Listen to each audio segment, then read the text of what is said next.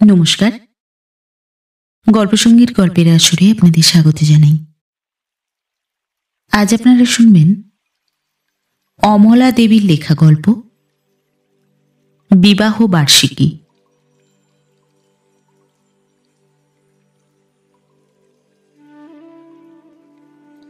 স্বামী ও স্ত্রীতে কলহ হইয়া গেল। আজকাল কলহের জন্য সবিশেষ কারণের প্রয়োজন হয় না। যে কোনো সাংসারিক আলোচনা আরম্ভ হইলেই কলহে গিয়া শেষ হয়, কথাবার্তা বন্ধ হইয়া যায়, দুইজনেই মুখ গম্ভীর করিয়া ঘুরিতে ফিরিতে থাকে।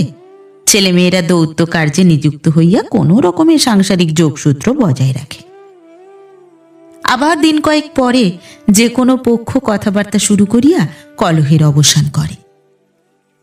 এমনি করিয়া ক্রমান্বয়ে জোয়ার ও ভাটার মধ্য দিয়া ইহাদের দাম্পত্য জীবন প্রবাহ বহিয়া চলে। কিন্তু বর্তমান মনোমালিন্যের সবিশেষ কারণ আছে। বিকালে ধোপাকে কাপড় দিবার সময় স্ত্রী শ্রীমতী নীরজা স্বামী শ্রীমান নিরঞ্জনের জামার পকেট হইতে এক মানি অর্ডারের রসিদ টানিয়া বাহির করিয়াছে। রসিদটি ইংরেজিতে লেখা এবং বিশেষ করিয়া পোস্ট অফিসের কেরানিবাবুর হাতের লেখা। কাজেই নীরজা তাহার স্বল্প ইংরেজি বিদ্যার সাহায্যে লেখার জট ছাড়াইয়া প্রেরক বা গ্রাহক কাহারও নাম উদ্ধার করিতে পারে নাই। কিন্তু কাহাকেও যে টাকা পাঠানো হইয়াছে সে সম্বন্ধে তো কোনো সন্দেহ নাই। পোস্ট অফিসের কেরানিবাবুরা তো বিনা পয়সায় রসিদ বিলি করিয়া বেড়াইতেছে না। কিন্তু কি অন্যায়! স্বামী সারা মাস চাকুরি ও টিউশনি করিয়া মোট ৮০টি টাকা ঘরে আনিয়া দেয়। ওই সামান্য টাকায় এই কলিকাতা শহরে স্বামী স্ত্রী ছেলে মেয়ে লইয়া এত বড় সংসারটি যে কি করিয়া চলে তাহা নীরজাই জানে। বিশেষ করিয়া কোলের খোকাটি সংসারে আসিবার পর হইতে রীতিমতো টানাটানি শুরু হইয়াছে। বাজারে চাল মশলার দোকানে দেনা হইয়াছে। দোকানদার টাকার জন্য নিত্য লোক পাঠাইতেছে। দুধওয়ালার কয়েকটা টাকা বাকি পড়িয়াছে। পুরাতন খরিদ্দার হাতছাড়া করিতে চাহে না, তাই না হইলে দুধ বন্ধ করিয়া দিত। ধোপা তো ২ মাস হইল কিছুই পায় নাই। নেহাত নিরীহ গোবেচারা লোক বলিয়া নীরজা তাহাকে কোনো মতে শান্ত করিয়া রাখিয়াছে। ছেলে মেয়েদের সব কয়টিরই জামা কাপড় ছিঁড়িয়াছে। ভাগ্যে বাহিরে যাইতে হয় না এবং কোনো আত্মীয় কুটুম্বের আসা যাওয়া নাই, তাই না হইলে নূতন না তৈয়ারি করাইয়া দিলে চলিত না। বড় মেয়েটির গৃহশিক্ষা অনেক দিন সমাপ্ত হইয়াছে। এরপর স্কুলে পাঠানো উচিত, কিন্তু তাহার কোনো ব্যবস্থাই আজ পর্যন্ত হইয়া ওঠে নাই। আর নীরজার নিজের কথা না বলাই ভালো। শীতে সারা অঙ্গ ফাটিয়া চৌচির হইয়া গিয়াছে। স্বামীকে কতদিন হইতে একটা সস্তা ক্রিম আনিতে বলিয়াছে। শীত শেষ হইতে চলিল, এখনো তাহা আসিয়া পৌঁছে নাই। কানের ফুল দুইটি স্যাকরার দোকান হইতে একটু সারাইয়া আনিলেই পরা যায়। নিত্য ২ বেলা দোকানের সামনে দিয়া যাওয়া আসা করে, একদিনও মনে পড়ে না। হাতের চুড়িগুলির যে চেহারা হইয়াছে তাহাতে আর পরা যায় না, অথচ নূতন করিয়া কোনোদিন গড়াইতে পারিবে বলিয়া তো ভরসা হয় না। তাও ভাগ্যে বিবাহের সময় বাবা দিয়াছিলেন, তাই না হইলে শুধু শাঁখা ও লোহা পরিয়াই দিন কাটাইতে হইত। অথচ নীরজা সেদিন বাপের বাড়ি গিয়া নিজের চোখে দেখিয়া আসিয়াছে তাহার সইয়ের স্বামী স্কুল মাস্টারি করিয়া সইকে নূতন প্যাটার্নের এক হাত ঝকঝকে চুড়ি গড়াইয়া দিয়াছে। নীরজার মনে পড়িল এই স্কুল মাস্টারের সহিত তাহার বিবাহের কথাবার্তা হইয়াছিল। নেহাত গরিব বলিয়া বাবা মত করেন নাই, তাহা ছাড়া নীরজারও মত ছিল না। কিন্তু সে কথা যাক, নিরঞ্জনের কি বুদ্ধিশুদ্ধি কোনোদিনই হইবে না? এই অবস্থায় উপরি ২-৫ টাকা যাহাই হাতে আসে সংসারে না দিয়া দান খয়রাত করিয়াছে। কাহাকে কে জানে, বড় দাদাটিকে বোধ হয়। তাহার তো টাকার চাহিদা আজ পর্যন্ত মিটিল না। যখন তখন কারণে অকারণে চিঠি ঝাড়িলেই হইল, টাকা পাঠাও। ছোট ভাই হাকিমি করিয়া হাজার হাজার টাকা ঘরে আনিতেছে, যে সামান্য 20-25 টাকা দিলে তাহার কি আসিয়া যাইবে? হাসিও পায়, দুঃখও হয়। সত্যি পাড়া গাঁয়ের লোকদের সাধারণ বুদ্ধি ভারী কম। ভাবে সাহেবেরা বিএ এমএ পাশ করা ছেলেদের আগের মতো এখনো ডাকিয়া বড় বড় চাকুরি দেয়। দিনকাল যে বদলাইতেছে, আজকালকার ছেলেরা, বিশেষ করিয়া হিন্দু ছেলেরা, যে বড় বড় পাশ করিয়াও ভদ্রভাবে 2 বেলা 2 মুঠা অন্ন সংস্থানের জন্য রাস্তায় রাস্তায় দিশাহারা হইয়া ছুটাছুটি করিতেছে, কিছুতেই বুঝিতে পারে না, পারিলেও বুঝিতে চাহে না। নিরঞ্জন আপিস হইতে ফিরিলেই নীরজা কথাটি বলি বলি করিয়া চুপ করিয়া রহিল। তারপর নিরঞ্জন যখন মুখ হাত ধুইয়া খাবার খাইতে বসিল, তখন তাহার সামনে চাপিয়া বসিয়া জিজ্ঞাসা করিল, হ্যাঁ গা, কাকে টাকা পাঠিয়েছ আবার? নিরঞ্জন অর্ধচর্বিত খাদ্য কোনো মতে গিলিয়া ক্লিষ্ট কণ্ঠে কহিল, কই না তো। নীরজা এক দৃষ্টে কিছুক্ষণ স্বামীর দিকে তাকাইয়া থাকিয়া কহিল, সত্যি বলছ, পাঠাওনি? নিরঞ্জন প্রবল বেগে ঘাড় নাড়িয়া জানাইল, না। নীরজা খুঁট হইতে রসিদটি খুলিয়া বাহির করিয়া মোড়ক খুলিয়া ভালো করিয়া প্রসারিত করিল। তারপর একটু আগাইয়া বসিয়া সেটিকে স্বামীর সামনে ধরিয়া কহিল, দেখো তো এটা কি? এক মুহূর্তে নিরঞ্জনের মুখ ফ্যাকাশে হইয়া উঠিল। ক্ষীণ কণ্ঠে কহিল, মানি অর্ডারের রসিদ। এটি কোথায় ছিল বলো দেখি? কি করে জানব? মুখ টিপিয়া হাসিয়া নীরজা কহিল, জানো না? ছিল তোমার বুক পকেটে। কি করে এলো বলতে পারো?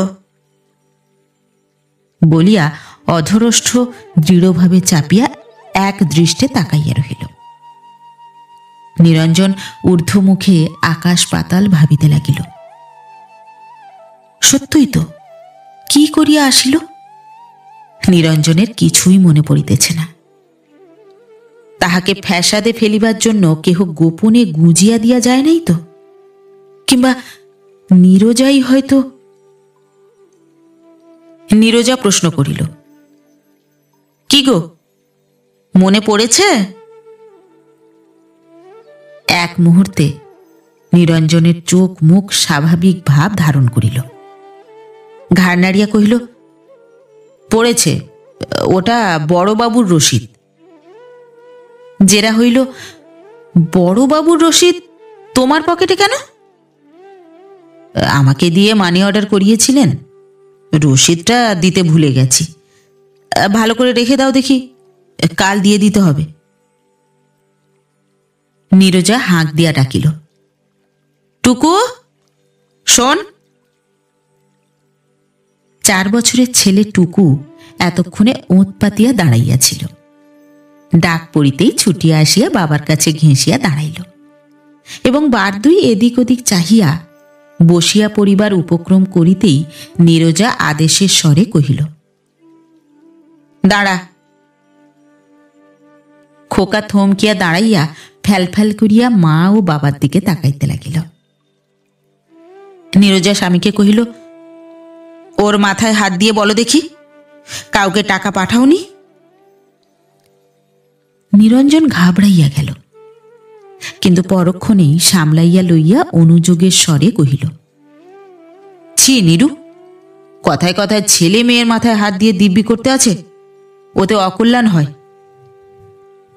নীরজা তীব্র কণ্ঠে কহিল, হোক অকল্যাণ, তুমি হাত দাও। তোমার মতো যার স্বামী, তার আবার অকল্যাণ হতে বাকি কি? কৃত্রিম পরিহাসের সহিত নিরঞ্জন কহিল, তাই নাকি? বেশ, তাই একটুখানি অপেক্ষা করো, খেয়ে হাত মুখ ধুই আগে। এঁটো হাত তো আর মাথায় দেওয়া যায় না। বলিয়া একটুখানি হাসিবার চেষ্টা করিয়াই গম্ভীর মুখে খাইতে প্রবৃত্ত হইল। টুকু কহিল, তা হোক বাবা, তুমি হাত দাও, বলিয়া উবু হইয়া বসিয়া মাথাটি বাড়াইয়া দিল। মাথায় হাত দেওয়া ব্যাপারটা টুকু সুপরিচিত, কারণ সংসারে স্বামী স্ত্রীর মধ্যে বাগযুদ্ধ বাঁধিলে সত্যাসত্য নিরূপণের জন্য প্রায়ই তাহার মাথার জন্য তলব পড়ে, এবং মাথায় হাত দেওয়ার সঙ্গে সঙ্গেই সমস্যার মীমাংসা হইয়া যায়। কাজেই শান্তি স্থাপনের জন্য এবং বিশেষ করিয়া বাবা যে আলোচনা বন্ধ করিয়া দিয়া হস্তচালনা শুরু করিয়া দিয়াছে, ইহার জন্য টুকু ব্যস্ত হইয়া উঠিল। নীরজা কহিল, বেশ তো, বাঁ হাতটাই দাও। নিরঞ্জন বিরক্তির সহিত কহিল, তুমি যে নাছোড় বান্দা হয়ে উঠেছ দেখছি। নীরজা পাল্টা জবাব দিল, যেমন কুকুর তেমন মুগুর না হলে যে আমার চলছে না। স্ত্রীর রসনায় রসক্ষরণ শুরু হইয়াছে দেখিয়া নিরঞ্জন চুপ করিয়া গেল। তারপর টুকুকে কহিল, এপাশে আয়। টুকু সরিয়া বসিতেই তাহার মাথায় বাম হাত দিয়া নিরঞ্জন কহিল, কাউকে টাকা পাঠাইনি, হয়েছে তো? বলিয়া কয়েক মুহূর্ত নীরজার দিকে এক দৃষ্টে তাকাইয়া রহিল। তারপর ঢক ঢক করিয়া এক গ্লাস জল খাইয়া উঠিয়া পড়িল। নীরজা কহিল, উঠছ যে? নিরঞ্জন জবাব দিল না। টুকু খাইতে শুরু করিয়াছিল। বাবাকে উঠিতে দেখিয়া সাগ্রহে কহিল, বাবা আর খাবে না? নিরঞ্জন কহিল, না বাবা, তুমি খাও, আমার খাওয়া হয়ে গেছে। টুকু নিশ্চিন্ত চিত্তে চৌকস হইয়া বসিয়া খাইতে লাগিল। নীরজা দীপ্ত চক্ষে নিরঞ্জনের দিকে তাকাইয়া রহিল। নিরঞ্জন ভ্রুক্ষেপ না করিয়া শয়নকক্ষের দিকে প্রস্থান করিল এবং কিছুক্ষণ পরে জামা ও জুতা পরিয়া বাহির হইয়া গেল। নীরজা বিষণ্ণ মুখে চুপ করিয়া বসিয়া রহিল। সত্যি ভারী অন্যায় হইয়া গেল। সেই কখন সকাল 9টার সময়ে আলু ভাতে ভাত নাকে মুখে গুঁজিয়া কাজে গিয়াছিল। সারাদিন গাধার খাটুনি খাটিয়া বাড়ি ফিরিয়া তাহার বোকামির জন্যই কিছুই না খাইয়া আবার বাহির হইয়া গেল। খাওয়া দাওয়ার পর কথাটা তুলিলে এমন কিছু বেদ অশুদ্ধ হইয়া যাইত না। তাহার যে আজকাল মতিগতি কি হইয়াছে কে জানে। ধৈর্যের বিন্দু বিসর্গ নাই। কথায় কথায় রাগ হইয়া যায়। রাগ হইলে কিছুই মুখে আটকায় না, অথচ রাগ পড়িয়া গেলে অনুশোচনার সীমা থাকে না। আর নিরঞ্জন, সেই কি আর আগের মতোটি আছে? আগে কত ঠান্ডা মেজাজ ছিল, আজকাল কথায় কথায় রাগ অভিমান। একটা কথা সহ্য করিতে পারে না। ভালো কথা বলিলেও রাগিয়া টং হইয়া যায়। তাহার না হয় সংসারের নানা ঝঞ্ঝাটে মাথা ঠিক থাকে না, কিন্তু নিরঞ্জনকে তো আপিসের কাজটুকু ছাড়া আর কোনো ঝামেলাই পোয়াইতে হয় না। তবে কেন দিন দিন এমন হইয়া যাইতেছে? আগে কত আমোদ করিত, গল্প করিত, সংসারের কাজ হইতে তাহাকে টানিয়া লইয়া গিয়া তাহার সহিত কত দুষ্টামি করিত। আপিস হইতে বাড়ি ফিরিয়া আর বাড়ির বাহির হইতে চাহিত না, কেবল তাহার কাছে কাছে ঘুরঘুর করিত। আর আজকাল কেমন যেন আলগা আলগা ভাব। স্ত্রী ছেলে মেয়ে কাহারও উপর যেন সত্যকার টান নাই। যতক্ষণ বাড়িতে থাকে মুখ তোলো হাঁড়ি। আপিস হইতে বাড়ি ফিরিলেই কে যেন চাবুক মারিতে থাকে। নাকে মুখে যা হোক কিছু গুঁজিয়া বাড়ির বাহির হইতে পারিলে যেন বাঁচে। প্রবল দীর্ঘ নিঃশ্বাস ফেলিয়া নীরজা আবার ভাবে, কেন এমন হইল? স্বামী কি তাহাকে আর ভালোবাসে না? আর কোনো হতভাগীর উপর তাহার মন পড়িয়াছে? এই কলিকাতা শহরে কাহারও সহিত আলাপ করিবার কোনো সুযোগ ও সুবিধা তো তাহার নাই। তবে কি পূজার সময় দেশে গিয়া কোনো মেয়ের সহিত ভাব করিয়া আসিয়াছে? পূজার পর দেশ হইতে ফিরিবার পর হইতেই এই ভাবটা বেশি হইয়াছে বলিয়া মনে হয়। নীরজা শুনিয়াছে দেশের কোনো একটা মেয়ের সঙ্গে নিরঞ্জনের বিবাহের কথাবার্তা সব ঠিক হইয়া গিয়াছিল। দেনা পাওনার গোলমালেই নাকি সব ভাঙিয়া যায়। মেয়েটাও নাকি সুন্দরী। নিরঞ্জন তাহারই পাল্লায় পড়িয়াছে নাকি? সন্ধ্যা হইয়া আসিল। কলিকাতা শহরে ছোট একতলা বাড়িগুলিতে সন্ধ্যা একটু আগেই আসিয়া হাজির হয়। সারা শহরের যত ধূলি ও ধূম দিনের আলো নিবিতে না নিবিতে এইসব বাড়িগুলিতে রাত্রের আশ্রয়ের জন্য ভিড় করে। নীরজাদের বাড়িটি অবশ্য একতলা নয়, দোতলা। উপরতলায় 3খানা ঘর ও একটুখানি ছাদ। তাহাতে বাড়িওয়ালা স্বয়ং একপাল ছোট বড় ছেলে মেয়ে এবং তাহাদের জননীটিকে লইয়া বাস করেন। নিচের তলায় 3খানি ছোট ঘর নীরজারা ভাড়া লইয়াছে। শুধু ঘর 3টি নহে, উঠানটিও তাহাদেরই বলিতে হইবে। অবশ্য উঠান দিয়া সকলেরই যাওয়া আসা করিতে হয়, কিন্তু কাপড় চোপড় শুকাইতে দেওয়া, বিছানাপত্র রোদে দেওয়া ইত্যাদি নানা প্রয়োজনে উঠানটি ব্যবহার করিবার অধিকার তাহারাই ভোগ করে। কল পায়খানা চুক্তিমতো এজমালি, কিন্তু সূচিবায়ুগ্রস্তা বাড়িওয়ালা গৃহিণী বেলা 9টা পর্যন্ত কি নিজেদের কি নীরজাদের কাহাকেও কলতলার পাশ মারাইতে দেন না। নীরজার বড় মেয়ে টুনি ছোট খোকাকে কোলে লইয়া কাছে আসিয়া ডাকিল, মা, শুনতে পাচ্ছ না? নীরজা চমকিয়া চাহিয়া কহিল, কি? জ্যাঠামশাই বাইরে দাঁড়িয়ে দাঁড়িয়ে গলা খাঁকারি দিচ্ছেন যে। সত্য, বাড়িওয়ালা ঘনশ্যাম বাবু।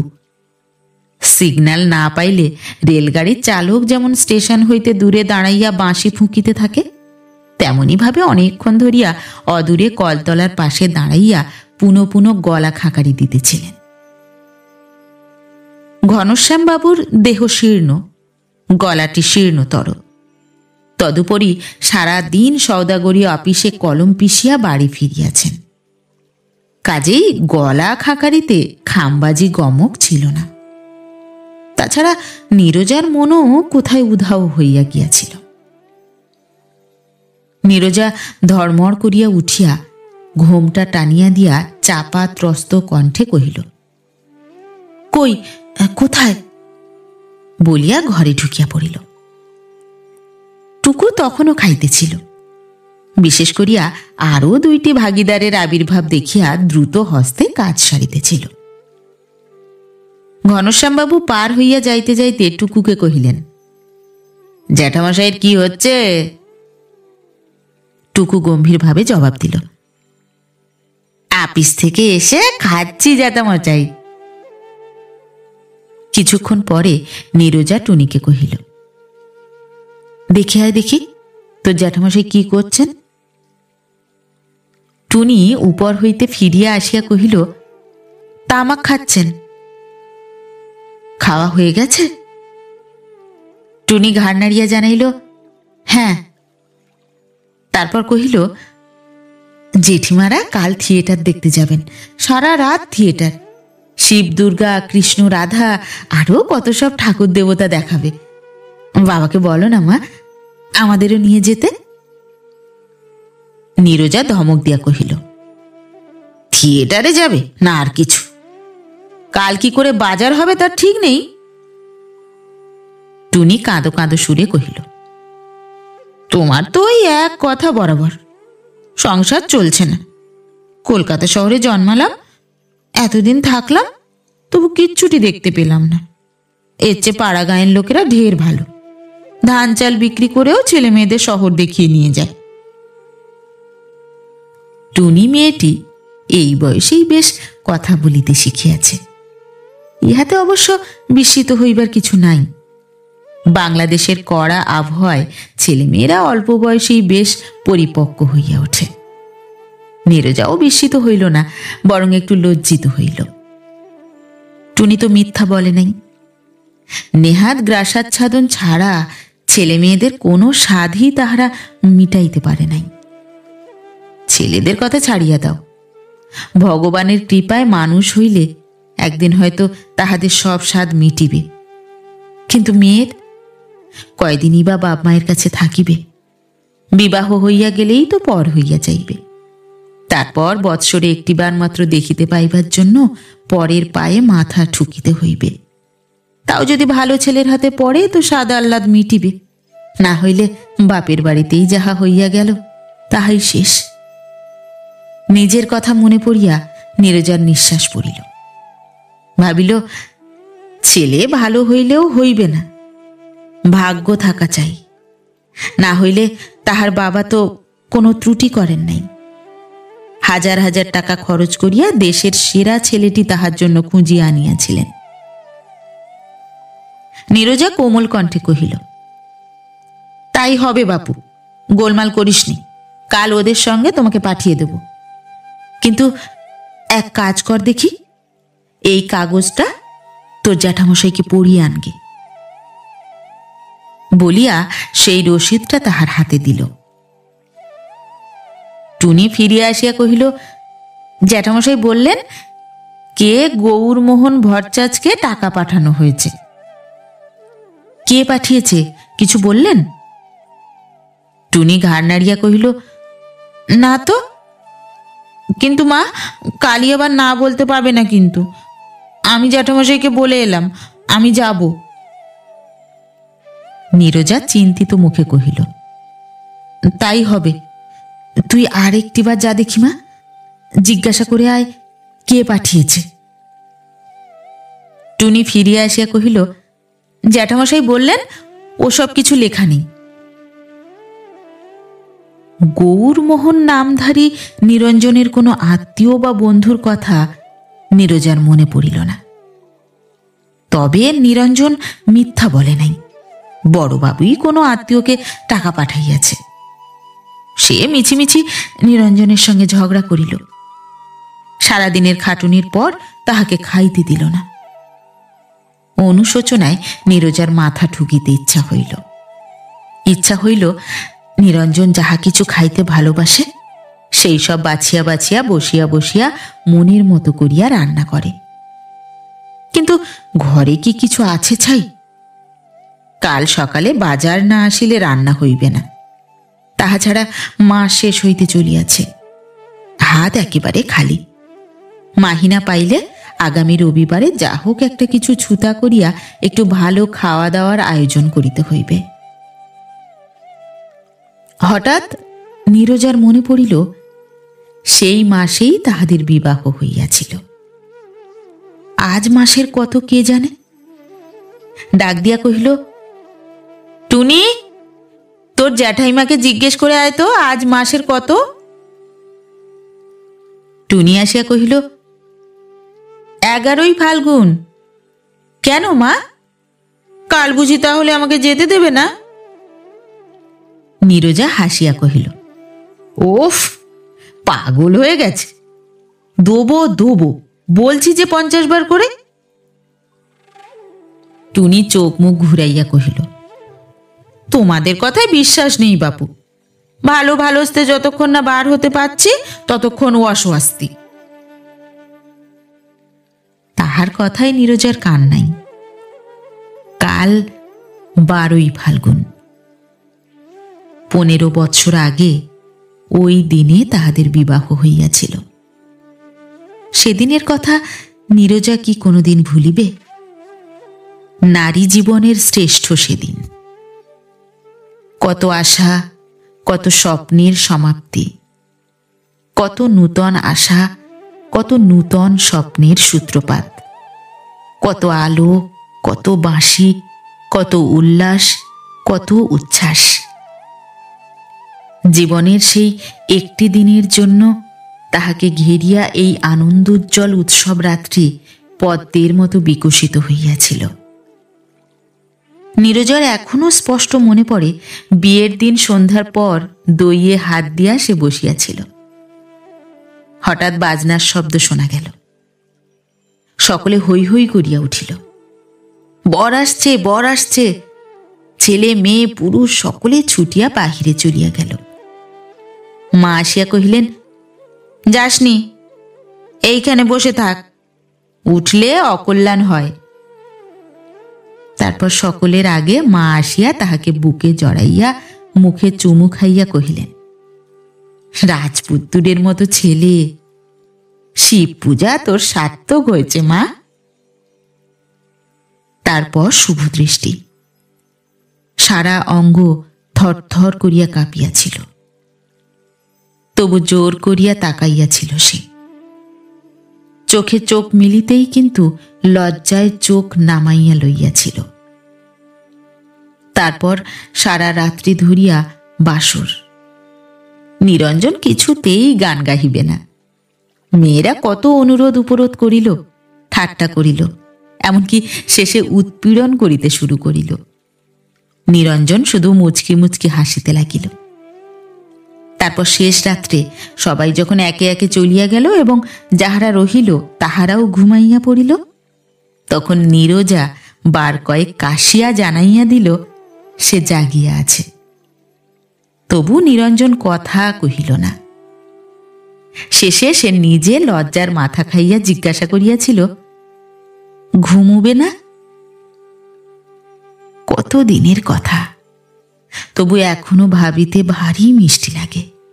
মনে হয় সত্যিই কি তাহার জীবনে এমন একটি দিন আসিয়াছিল, না কোনোদিন স্বপ্ন দেখিয়াছিল সে। নিরঞ্জন বাড়ি ফিরিয়া জামা জুতা ছাড়িয়া শুইয়া পড়িল।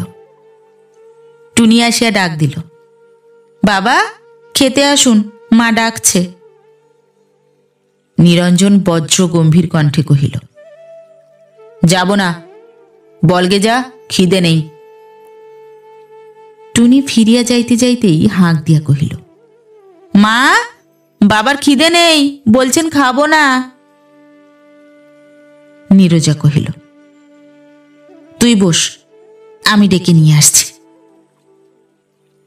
বাহিরে পদশব্দ শুনিতেই নিরঞ্জন পাশ ফিরিয়া কাঠ হইয়া শুইয়া রহিল। নীরজা পাশে আসিয়া দাঁড়াইয়া কিছুক্ষণ তাকাইয়া রহিল। তারপর কহিল, খাবে এসো, শুনছ? কোনো জবাব মিলিল না। নিরঞ্জন নিশ্চয়ই গভীর নিদ্রামগ্ন।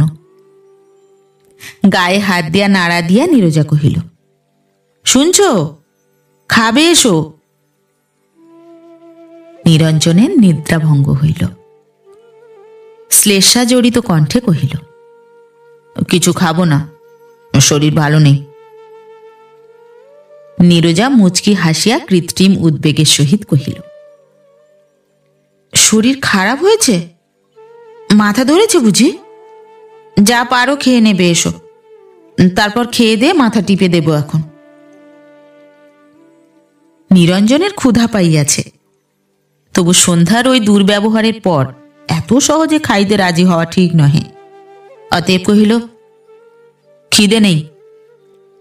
প্রশ্ন হইল, খিদে নেই কেন? হ্যাঁ গো? নিরঞ্জন বোধহয় আবার ঘুমাইয়া পড়িল। নিঃশ্বাস ঘন হইয়া উঠিতেছে। বগলের নিচে একটু চাপ দিলেই নিরঞ্জনের কাতুকুতু লাগে। নীরজা একটু চাপ দিতেই নিরঞ্জন বিচলিত হইয়া উঠিল। একটু সরিয়া গিয়া কহিল, বলছি খাবো না, তবু বিরক্ত করছে। নীরজা আর একবার চাপ দিয়া আবদারের সহিত বলিল, চলো না লক্ষ্মীটি। বলিয়াই আর একবার সজোরে চাপ দিল। ধর্মর করিয়া উঠিয়া বসিয়া চোখ মুছিতে মুছিতে নিরঞ্জন বিরক্তিপূর্ণ কণ্ঠে কহিল, আচ্ছা নাছোড়বান্দা, কিন্তু বলছি খিদে নেই তবু। নীরজার কণ্ঠস্বর নকল করিয়া কহিল, চলো না লক্ষ্মীটি। নীরজা হাসিয়া কহিল, নাছোড়বান্দাই তো। তুমি না চললে যে আমার চলবার জো নেই গো। সেই কুশণ্ডিকার দিন পায়ে পায়ে চলা মনে নেই? ভাব হইয়া গেল। শুইতে আসিয়া নীরজা কহিল, আজ কত তারিখ বলো দেখি? মাসের ইংরেজি তারিখ সম্বন্ধে মাস মাহিনার চাকুরেরা অতীব ওয়াকিবহল। নিরঞ্জন ঝটিতি জবাব দিল, কেন, 25শে ফেব্রুয়ারি। আর দিন 5 পরেই মাইনে পাব। কৃত্রিম ঝাঁঝের সহিত নীরজা কহিল, তোমার কেবল ওই হচ্ছে, টাকা টাকা। বাংলা তারিখ মনে নেই? সিলেবাসের বহির্ভূত প্রশ্ন। নিরঞ্জন মনে মনে হিসাব করিতে লাগিল। গালে হাত দিয়া চোখ টাগর করিয়া বিস্ময় ভরা কণ্ঠে নীরজা কহিল, অদ্ভুত মানুষ, মনে নেই? আজ যে 11ই ফাল্গুন গো, কাল 12ই। বলিয়া নিরঞ্জনের দিকে একদৃষ্টে তাকাইয়া রহিল। নিরঞ্জন হাসিবার চেষ্টা করিয়া কহিল, তাই নাকি? তাহলে? নীরজা তেমনি তাকাইয়া থাকিয়া কহিল, তাহলে কি? কাল তো কিছু খরচ আছে তোমার হাতে, মানে আমার হাতে। নীরস কণ্ঠে নীরজা কহিল, তোমার যে ভয়ে মুখ ফ্যাকাশে হয়ে গেল গো, কিন্তু আগের কথা মনে করো দেখি। সত্যই বিবাহের পর প্রতি বৎসর তাহারা অতীব নিষ্ঠার সহিত নিখুঁতভাবে বিবাহবার্ষিকী উৎসবটি পালন করিত। তখনও নীরজার কোলে ছেলে মেয়েরা কেহ আসিয়া হাজির হয় নাই।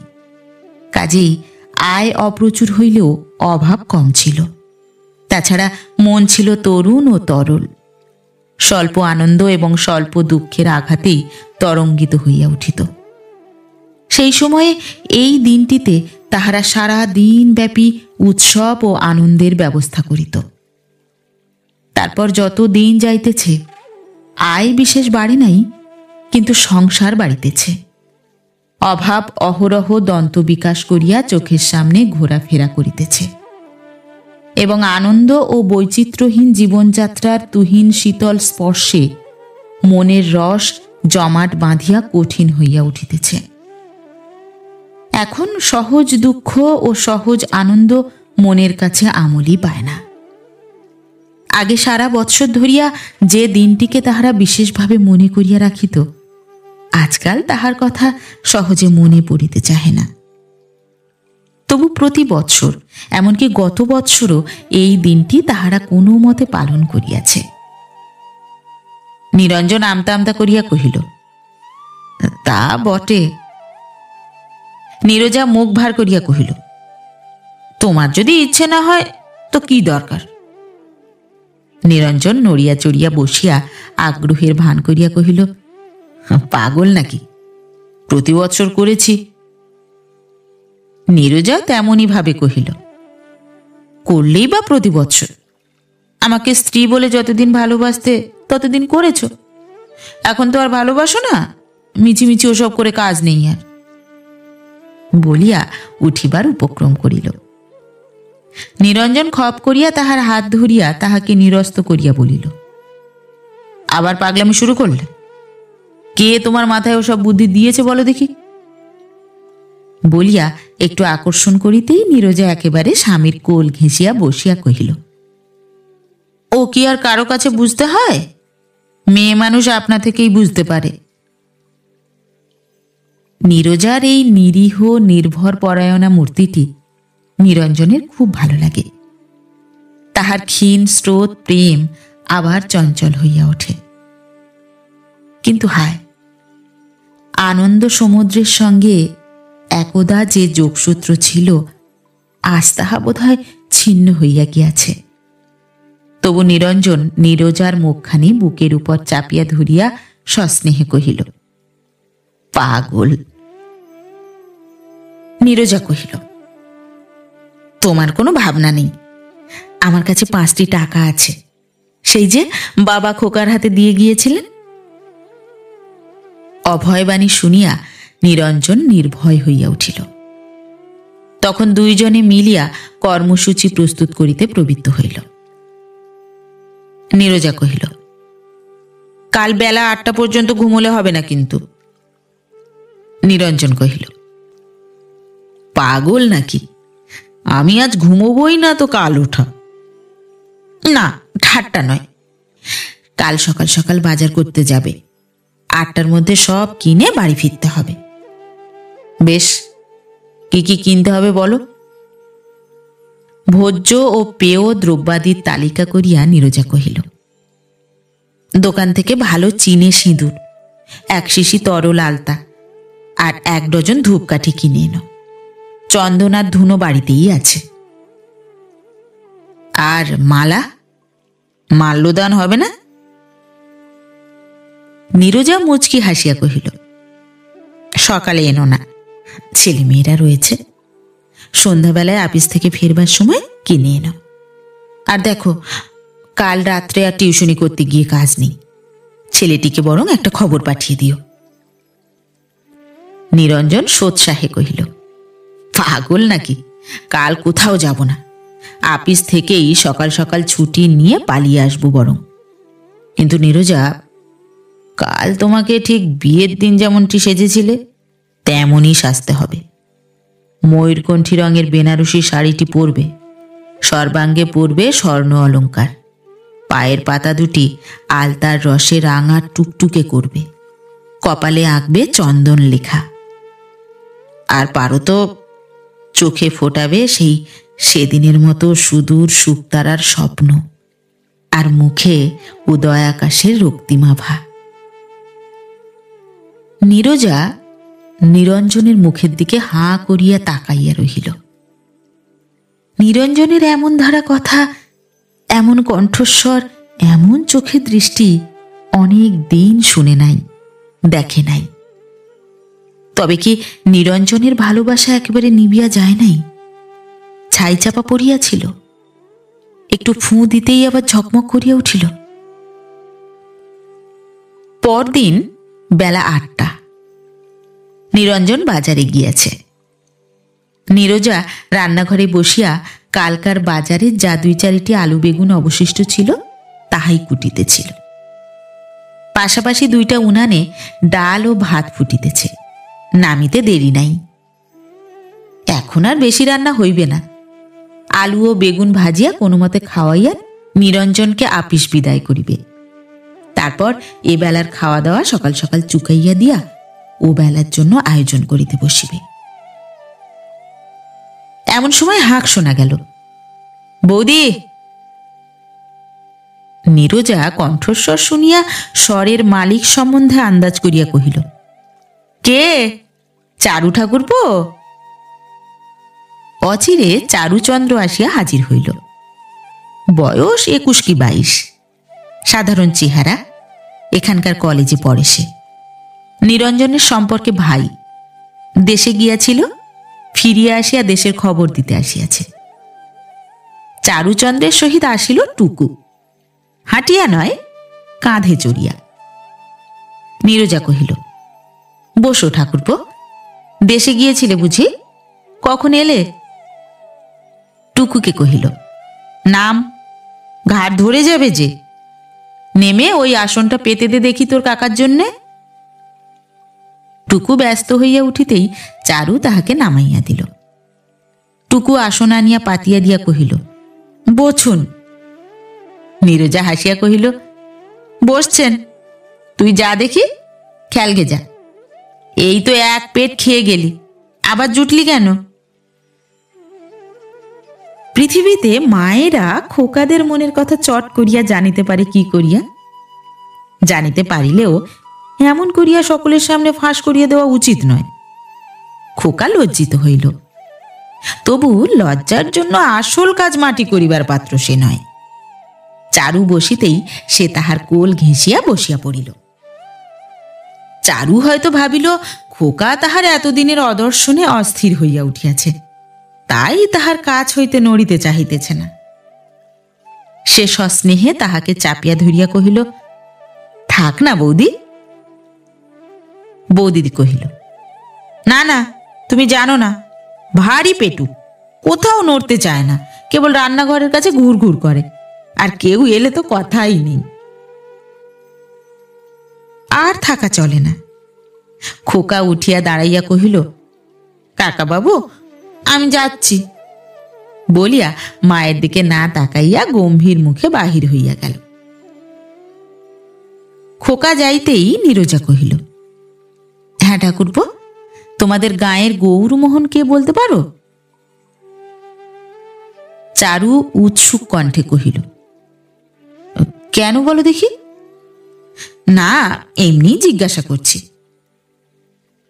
গাঁয়ের এত লোক থাকতে হঠাৎ তার কথা? উনি বলছিলেন সেদিন। কি বলছিলেন? বলছিলেন বেশ ভালো লোক, ওর বিশেষ বন্ধু। বিস্ময়ের সহিত চারু কহিল, তাই নাকি? দাদা বলছিলেন ওই কথা? নীরজা ঘাড় নাড়িয়া কহিল, হ্যাঁ বলছিলেন তো। কেন বলো দেখি, কে তিনি? চারু ঝাঁঝের সহিত কহিল, আর ভক্তি করে তাকে তিনি বলতে হবে না। সে একটা হতভাগা, গাঁজাখোর, জোচ্চোর। কাজের মধ্যে মামলা মোকদ্দমায় সাক্ষী দেওয়া, গায়ে ঘোঁট পাকানো, আর স্ত্রীকে ধরে যখন তখন ঠ্যাঙানো। অথচ এমন স্ত্রী। নীরজা উৎসুক কণ্ঠে কহিল, কে ঠাকুরপো? চারু দুই চোখ ডাগর করিয়া কহিল, কেন? আমাদের কাঞ্চন দিদি। সতী সাবিত্রীর কথা বইয়েই পড়েছ বৌদি। যদি চোখে দেখতে চাও তো দেখে আসবে গিয়ে। নীরজা নীরস কণ্ঠে কহিল, কি করে দেখব ঠাকুরপো? কখনো তো নিয়ে গেলেন না তোমার দাদা। ব্যঙ্গের স্বরে কহিল, এবার যেমন করে পারি দেখে নয়ন সার্থক করে আসব। চারু উচ্ছ্বাসের সহিত কহিল, ঠাট্টা নয় বৌদি, সত্যি। গরিবের ঘরে জন্মেছেন বটে, কিন্তু রাজকন্যার মতো রূপ। কিন্তু হতভাগার হাতে পড়ে কি কষ্টই পাচ্ছেন। দুবেলা পেট ভরে খেতে পান না, ভালো করে পড়তে পান না, তার উপর স্বামীর অত্যাচার। তবু কি কোনোদিন মুখ ফুটে কিছু বলেন? ঘাড় নাড়িয়া কহিল, কখনো না। বরং স্বামীর উপর কি ভক্তি, কি সেবা। মাস দুই আগে গৌরমোহনের টাইফয়েড হলো, শুধু ওর সেবার গুণেই বেঁচে উঠল। সবাই বলছে স্বামীর যে কেমন করে সেবা করতে হয় কাঞ্চন দেখালে বটে। দীর্ঘ নিঃশ্বাস ফেলিয়া কহিল, যাক, আর বেশি দিন কষ্ট সহ্য করতে হবে না। যা অসুখ দেখে এসেছি, বেশি দিন আর বাঁচবেন না। নীরজা কৃত্রিম আগ্রহের সহিত কহিল, কেন, কি হয়েছে? অনেকদিন অনাহারে থাকলে যা রোগ হয় তাই। যক্ষা। প্রায় 1 বছর আগে হয়েছে। চিকিৎসা তো কিছু হয়নি, কাজেই রোগ মনের সাথে বেড়েছে। এখন একেবারে শেষ করে এনেছে। ক্ষোভের সহিত কহিল, সারা জীবনটা কাঞ্চন দিদির কষ্টেই কেটে গেল। নীরজা নীরস কণ্ঠে কহিল, যে যেমন কপাল করে আসে ঠাকুরপো, কি করবে বলো? বোধহয় আর জন্মে কাউকে কষ্ট দিয়ে এসেছিল, তাই। চারু কহিল, কি জানি, হয়তো তাই, তা না হলে। বলিয়া হঠাৎ চুপ করিয়া গেল। নীরজা সাগ্রহে কহিল, না হলে কি ঠাকুরপো? চুপ করে গেলে কেন? মৃদু হাসিয়া চারু কহিল, মানে নিরঞ্জন দাদার সঙ্গেই তো আগে কাঞ্চন দিদির বিয়ে সব স্থির হয়ে গিয়েছিল। নিরঞ্জন দাদারও খুব ইচ্ছে ছিল, শুধু কাঞ্চন দিদির মামা টাকা দিতে পারলেন না বলে জ্যাঠামশাই রাজি হলেন না। নীরজার মনে পড়িল, বিয়ের সময় তাহার এক ননদ একটি ফর্সা মতো মেয়েকে দেখাইয়া কহিয়াছিল ওই মেয়েটির সঙ্গে দাদার সম্বন্ধ হইয়াছিল। সন্দিগ্ধ কণ্ঠে কহিল, তোমার দাদা বুঝি ওর জন্য পাগল হয়ে গিয়েছিলেন না? চারু হাসিয়া কহিল, পাগল আবার কি, বিয়ে সম্বন্ধ তো কত মেয়ের সঙ্গেই হয়। কাঞ্চন দিদি দেখতে শুনতে ভালো বলেই বোধহয় নিরঞ্জন দাদার খুব ইচ্ছে হয়েছিল। ঘাড় নাড়িয়া কহিল, না না, ভালোবাসাবাসি কিছু ছিল না। তুমি আবার এই নিয়ে দাদার সঙ্গে মাতামাতি করো না। নীরজা মুখ টিপিয়া হাসিয়া বাঁকা ভাবে কহিল, আমরা তোমার কাঞ্চন দিদির মতো সতী সাবিত্রী নয় বলে কি স্বামীর সঙ্গে দিনরাত মাতামাতিই করে থাকি ঠাকুরপো? তোমার দাদাও কিছু আমাকে দিনরাত রাজ সিংহাসনে বসিয়ে রাখেননি। দুঃখ কষ্ট আমাকেও সহ্য করতে হয়, তবু তাই নিয়ে কোনোদিন কিছু বলি কি না তোমার দাদাকেই জিজ্ঞাসা করো। চারু বুঝিতে পারিল বৌদিদি চটিয়া উঠিতেছে, কাজেই তাহাকে শান্ত করিবার জন্য তোষামোদের সুরে কহিল, আমি কি আর তা জানি না বৌদি, না কিছু দেখিনি। গায়ে গিয়ে তোমার কিরকম প্রশংসা করি একবার নিজে গিয়ে শুনে আসবে। তাছাড়া দাদাও তোমার খুব প্রশংসা করেন। নীরজা নিরুৎসুক কণ্ঠে কহিল, তাই নাকি? বিশ্বাস হয় না। কিন্তু তোমার কথাটা কিরকম হলো জানো ঠাকুরপো? না ঠাকুর ঘরে কেড়ে আমি তো কলা খাইনি। যদি ভালোবাসা নাই ছিল তবে অমন করে চাপতে গেলে কেন? চারু প্রবোধ দিয়া কহিল, সে তো অনেক দিনের কথা বৌদি। তাছাড়া তোমার মতো স্ত্রী ভালোবাসা থাকলেও সে কোন দিন মরে ভূত হয়ে গেছে। মুখ আঁধার করিয়া নীরজা শুষ্ক কণ্ঠে কহিল, তা কি হয় ঠাকুরপো? ভাবিল তাই স্বামী তাহাকে দেশে লইয়া যাইতে চাহে না, আর দেশ হইতে ফিরিলে মুখ হাঁড়িয়ে করিয়া থাকে। 6 মাসের আগে মুখে হাসি ফুটে না। কিন্তু কি মিথ্যাবাদী, কি শঠ, কি প্রবঞ্চক। চারু চলিয়া গেল। নীরজা তাহাকে দরজা পর্যন্ত আগাইয়া দিয়া আর রান্নাঘরে ফিরিল না। সোজা শয়নকক্ষে ঢুকিয়া একটা চাদর মুড়ি দিয়া শুইয়া রহিল। আর সে রান্নাবান্না কিছুই করিবে না, ছেলেপিলেদের খোঁজ রাখিবে না, সংসার দেখিবে না। কেন দেখিবে? কাহার সংসার? যে চিরদিন তাহাকে বঞ্চনা করিয়াছে, মিথ্যা ভালোবাসার ভান করিয়া তাহাকে ভুলাইয়া রাখিয়াছে, অথচ চিরদিন আর একজনকে মনের মধ্যে পুষিয়া রাখিয়াছে, তাহার সহিত সম্পর্ক কি? বিয়ের উৎসব? ঝাঁটা মারো বিয়ের মুখে। বরই যখন আপনার নয় তখন আর বিয়ে কি? নীরজা কি এতদিন জানিত? জানিলে কোন দিন বিষ খাইয়া সম্পর্ক চুকাইয়া দিত। কিন্তু কি মিথ্যাবাদী! লেখাপড়া শিখিয়া লোকে এত মিথ্যা কথা বলিতে পারে, তা আবার ছেলের মাথায় হাত দিয়া।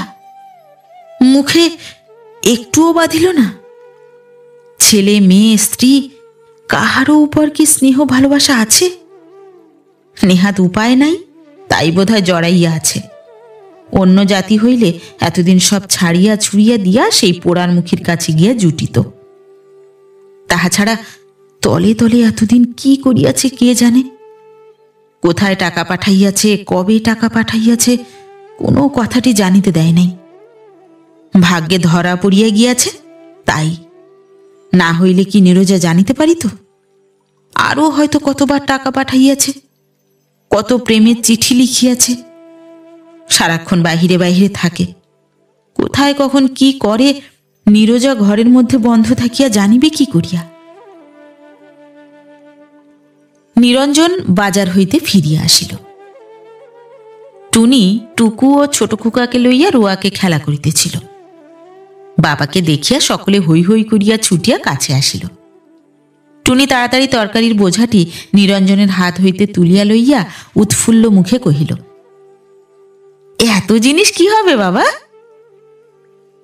নিরঞ্জন জবাব না দিয়া মৃদু হাসিল।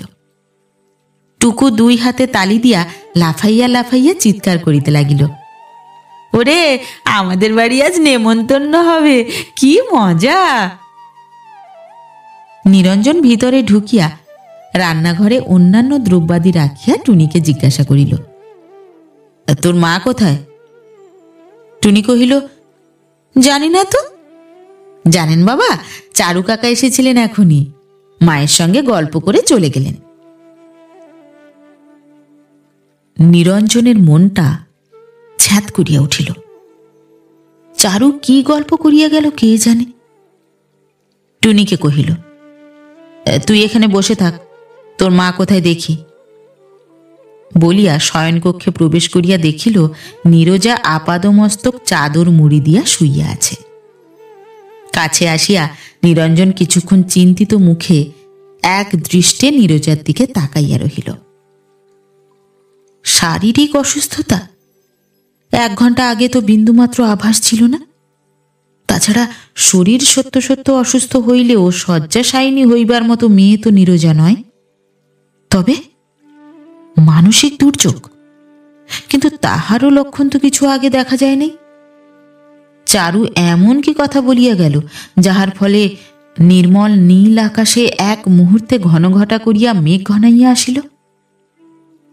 নিরঞ্জন মুখের কাপড় খুলিবার চেষ্টা করিতেই নীরজা তাহার হাতটি সজোরে ঠেলিয়া দিয়া কহিল, দিক করো না, যাও।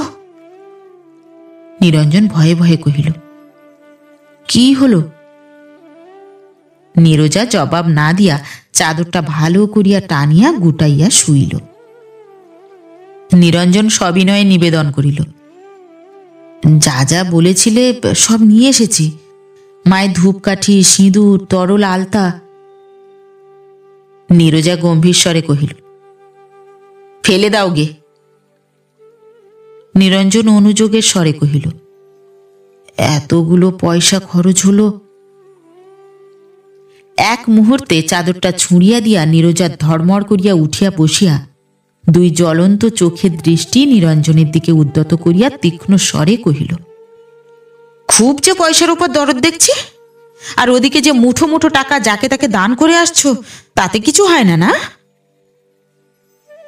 নিরঞ্জন বিস্ময়ের সহিত কহিল, সে আবার কি? দান আবার কাকে করলাম?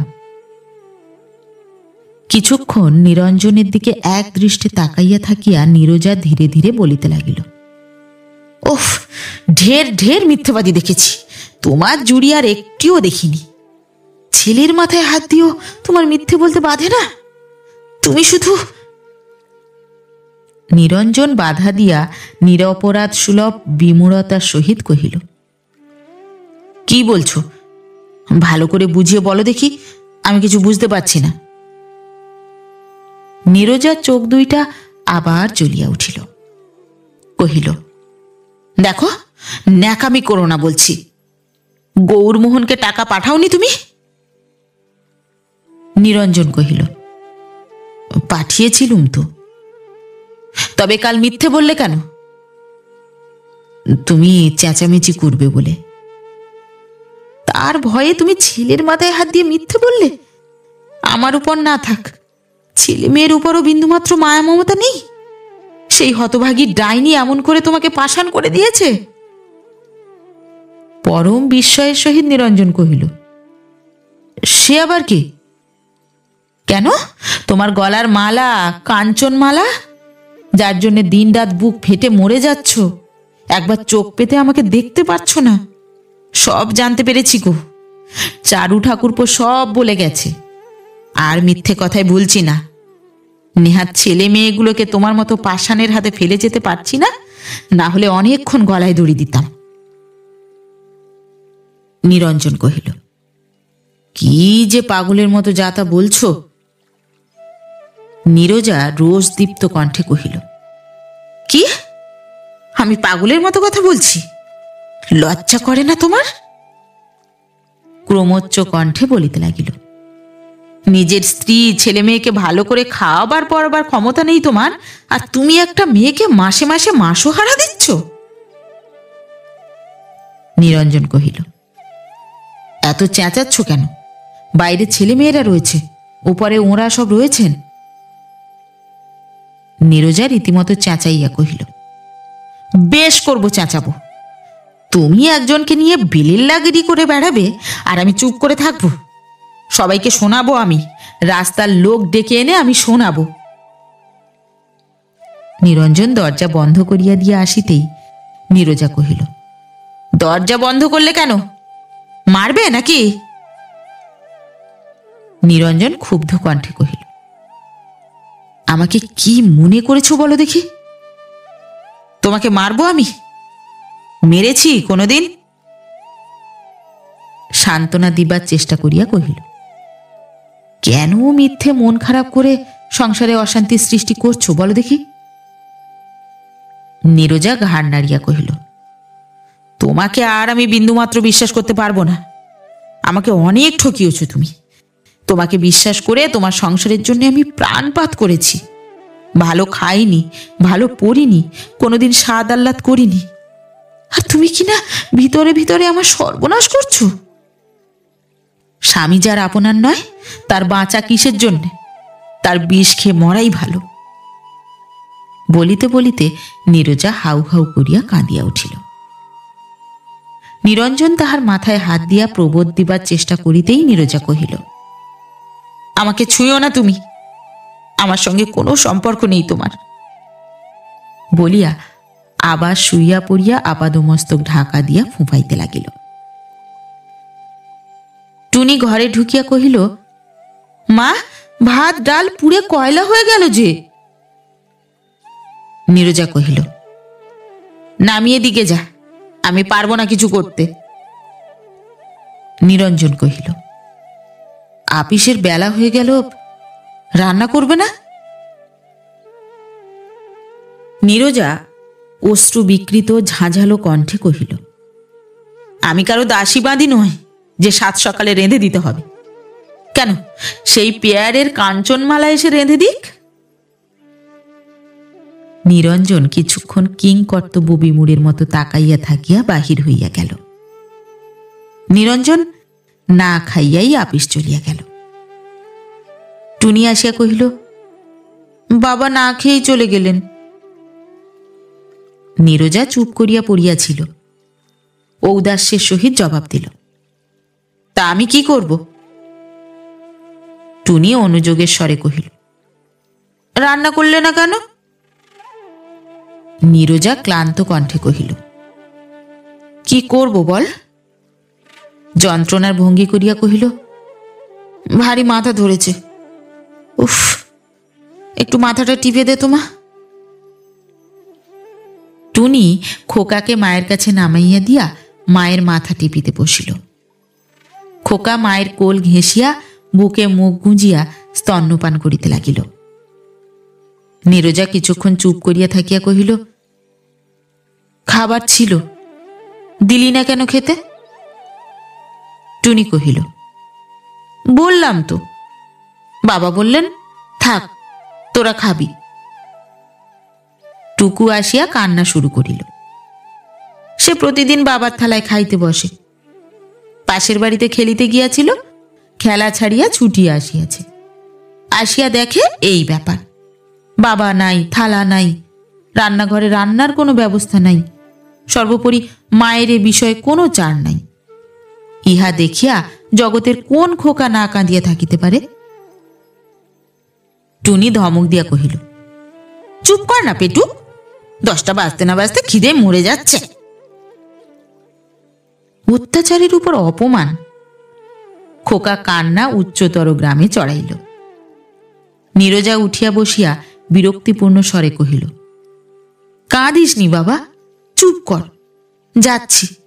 তোদের হাতে যখন পড়েছি, মরতে মরতেও আমার সুয়াস্তি নেই, আমি জানি। রান্না বান্না সারিয়া ছেলে মেয়েদের খাওয়াইয়া নীরজা রান্নাঘরে শিকল তুলিয়া দিতেই টুনি কহিল, তুমি খাবে না? নীরজা কহিল, তোর বাবা খেলেন না, আর আমি খেয়ে দিয়ে পেট ঠান্ডা করে বসে থাকবো? তোর এই বুদ্ধি হচ্ছে বুঝি? টুনি অপ্রতিভ ভাবে কহিল, তাই আমি বলছি নাকি? একটু চুপ করিয়া থাকিয়া কহিল, কিন্তু বাবা তো সেই কখন আসবেন, আমার যাওয়ার কি হবে? গম্ভীরভাবে নীরজা কহিল, তুই যাবি। টুনি কহিল, ওরকম রেগে গোমরা মুখ করে বললে যাওয়া যায় নাকি? আবার কেমন করে বলতে হবে? ভালো করেই বলছি তো। বাবা যদি বকেন? না, বকবেন না, আমি বুঝিয়ে বলে দেব। অধিক বাক্য ব্যয় না করিয়া টুনি দোতলায় চলিয়া গেল। ঘর হইতে কোনো মতে বাহির হইতে না পারা পর্যন্ত টুনির শান্তি নাই। কোলের ছেলেটি অনেকক্ষণ দুধ খাইয়া ঘুমাইয়া পড়িয়াছে। টুকুও ঘুমাইয়া পড়িল। নীরজা টুকুর পাশে শুইয়া পড়িল, কিন্তু ঘুম আসিল না। স্বামী যে আজ কোন সকালে এক কাপ চা খাইয়া সারা দিন উপবাসী আছে, এই চিন্তাই তাহার মনের গায়ে অবিরত সূচ ফুটাইতে লাগিল। ভাবিতে লাগিল, দিন দিন কি করিতেছে সে। কাল সারাদিন খাটুনির পর খাইতে দিল না, আজ না খাইতে দিয়া সারা দিন খাটিবার জন্য বিদায় করিয়া দিল। তাহার বুদ্ধি বিবেচনা দিন দিন লোপ পাইতেছে নাকি? অবশ্য তাহাকে লুকাইয়া কোথাকার কে একটা মেয়ের চিকিৎসার জন্য টাকা পাঠানো স্বামীর অন্যায়, আবার ধরা পড়িয়া মিথ্যা বলিয়া অন্যায় ঢাকিবার চেষ্টা গুরুতর অন্যায়। কিন্তু তাই বলিয়া সে মাথা গরম করিয়া ঝগড়া করিতে গেল কেন? বুঝাইয়া বলিলেই পারিত। হাজারবার বিয়ের কথা হইলেও কোনো মেয়ে কোনো পুরুষের আপনার জন হয় না। মা বাপ দেবতা সাক্ষ্য করিয়া যাহাকে হাতে তুলিয়া দেন সেই সত্যকার আপনার, শুধু এ জন্মে নয়, জন্ম জন্মান্তরে।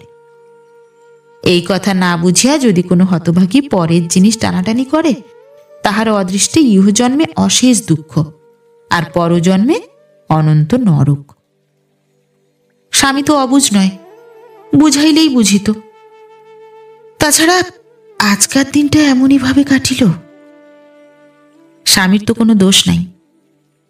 কত আগ্রহে খুঁজিয়া পাতিয়া যাহা সে বলিয়া দিয়াছিল সব জিনিসগুলি কিনিয়া আনিয়াছে। ভাবিয়াছিল কত আনন্দ করিবে সে। তা নয়, চারু ঠাকুরপোর কথা শুনিয়া মিথ্যা সে আজ স্বামীকে দুঃখ দিল। সারা দিন তাহাকে একখানা অন্ন মুখে তুলিতে দিল না। নীরজা উঠিয়া বাহিরে আসিল। দোতলায় ঘনশ্যাম গৃহিণী ও তাহার ছোট ছোট ছেলে মেয়েরা ঘুমাইয়া পড়িয়াছে বোধহয়। টুনি বোধহয় গৃহিণীর ছোট মেয়ে আন্নাকালীর সঙ্গে পাতা বিনতি খেলিতে বসিয়াছে। কলতলায় এঁটো বাসনগুলোকে ঘিরিয়া বসিয়া কতগুলা কাক কলরব সহকারে আলাপ ও আহার করিতেছে। একজন বাসনওয়ালা কাঁসর বাজাইয়া বাড়িতে বাড়িতে ফিরি করিয়া বেড়াইতেছে। পাড়ার একজন বড়লোকের বাড়ির দেউড়িতে ঢং ঢং করিয়া 2টা বাজিল। 4টার আগে কলে জল আসিবে না। নীরজা কক্ষের মধ্যে ফিরিয়া আসিল। আসিতেই সামনের দেওয়ালে তাহাদের বিবাহ সময়ের ছোট ফটোটা চোখে পড়িল। তাহার এক পিস্তুত ভাই বিয়ের পরদিন তুলিয়াছিলেন। একটি চেয়ারে নিরঞ্জন বসিয়া আছে, গায়ে সিল্কের পাঞ্জাবি, পরিধানে গরদের ধুতি, পায়ে পামশু। মোচার কুঞ্চিত প্রান্তটি তির্যকভাবে মেঝের উপর লুটাইতেছে। নিরঞ্জন হাত 2টি কোলের উপর রাখিয়াছে, এমনভাবে রাখিয়াছে যেন মণিবন্ধে সোনার রিস্টওয়াচটি সকলের চোখে পড়ে। নীরজা মৃদু হাসিয়া মনে মনে কহিল, 22 বছর বয়সেও কত ছেলে মানুষ ছিল, আর কত দুষ্ট। নিত্য নিত্য কত কুমতলব মাথায় খেলিত। নীরজা কিছুতেই তাহাকে আটিয়া উঠিতে পারিত না।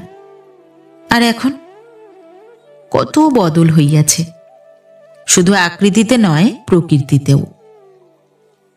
একটি দীর্ঘ নিঃশ্বাস ফেলিয়া নীরজা নিজের ছবিটির পানে চাহিল। নিরঞ্জনের পাশে সে দাঁড়াইয়া আছে। তাহার ডান হাতটি নিরঞ্জনের ঘাড়ের উপর ন্যস্ত। পরনে তাহার বেনারসি শাড়ি, সেই ময়ূরকণ্ঠী শাড়িটি, যেটি পরিলে নিরঞ্জন নাকি আর কোনো দিকে চোখ ফিরাইতে পারিত না। অবশ্য এটি নিরঞ্জনের কথা। সর্বাঙ্গে স্বর্ণ অলঙ্কার, গলায় ফুলের মালা। তখন কত সুন্দর দেখিতে ছিল সে। কেমন টানা টানা চোখ, কেমন মুখের ডোল। তাহার মতো সুন্দরী নাকি তাহাদের বাড়ির আর কোনো মেয়ে ছিল না। সাধে কি নিরঞ্জন এক মুহূর্ত কাজ ছাড়া হইতে চাহিত না? ধমক খাইয়াও পাছে পাছে ফিরিতে চাহিত। আর এখন কত বিশ্রী চেহারা হইয়া গিয়াছে তাহার। পাশেই দেওয়ালে একটা মাঝারি গোছের আয়না টাঙানো ছিল। তাহার সামনে দাঁড়াইয়া নীরজা নিজেকে দেখিয়া ভাবিল, সত্যি ভারী বিশ্রী।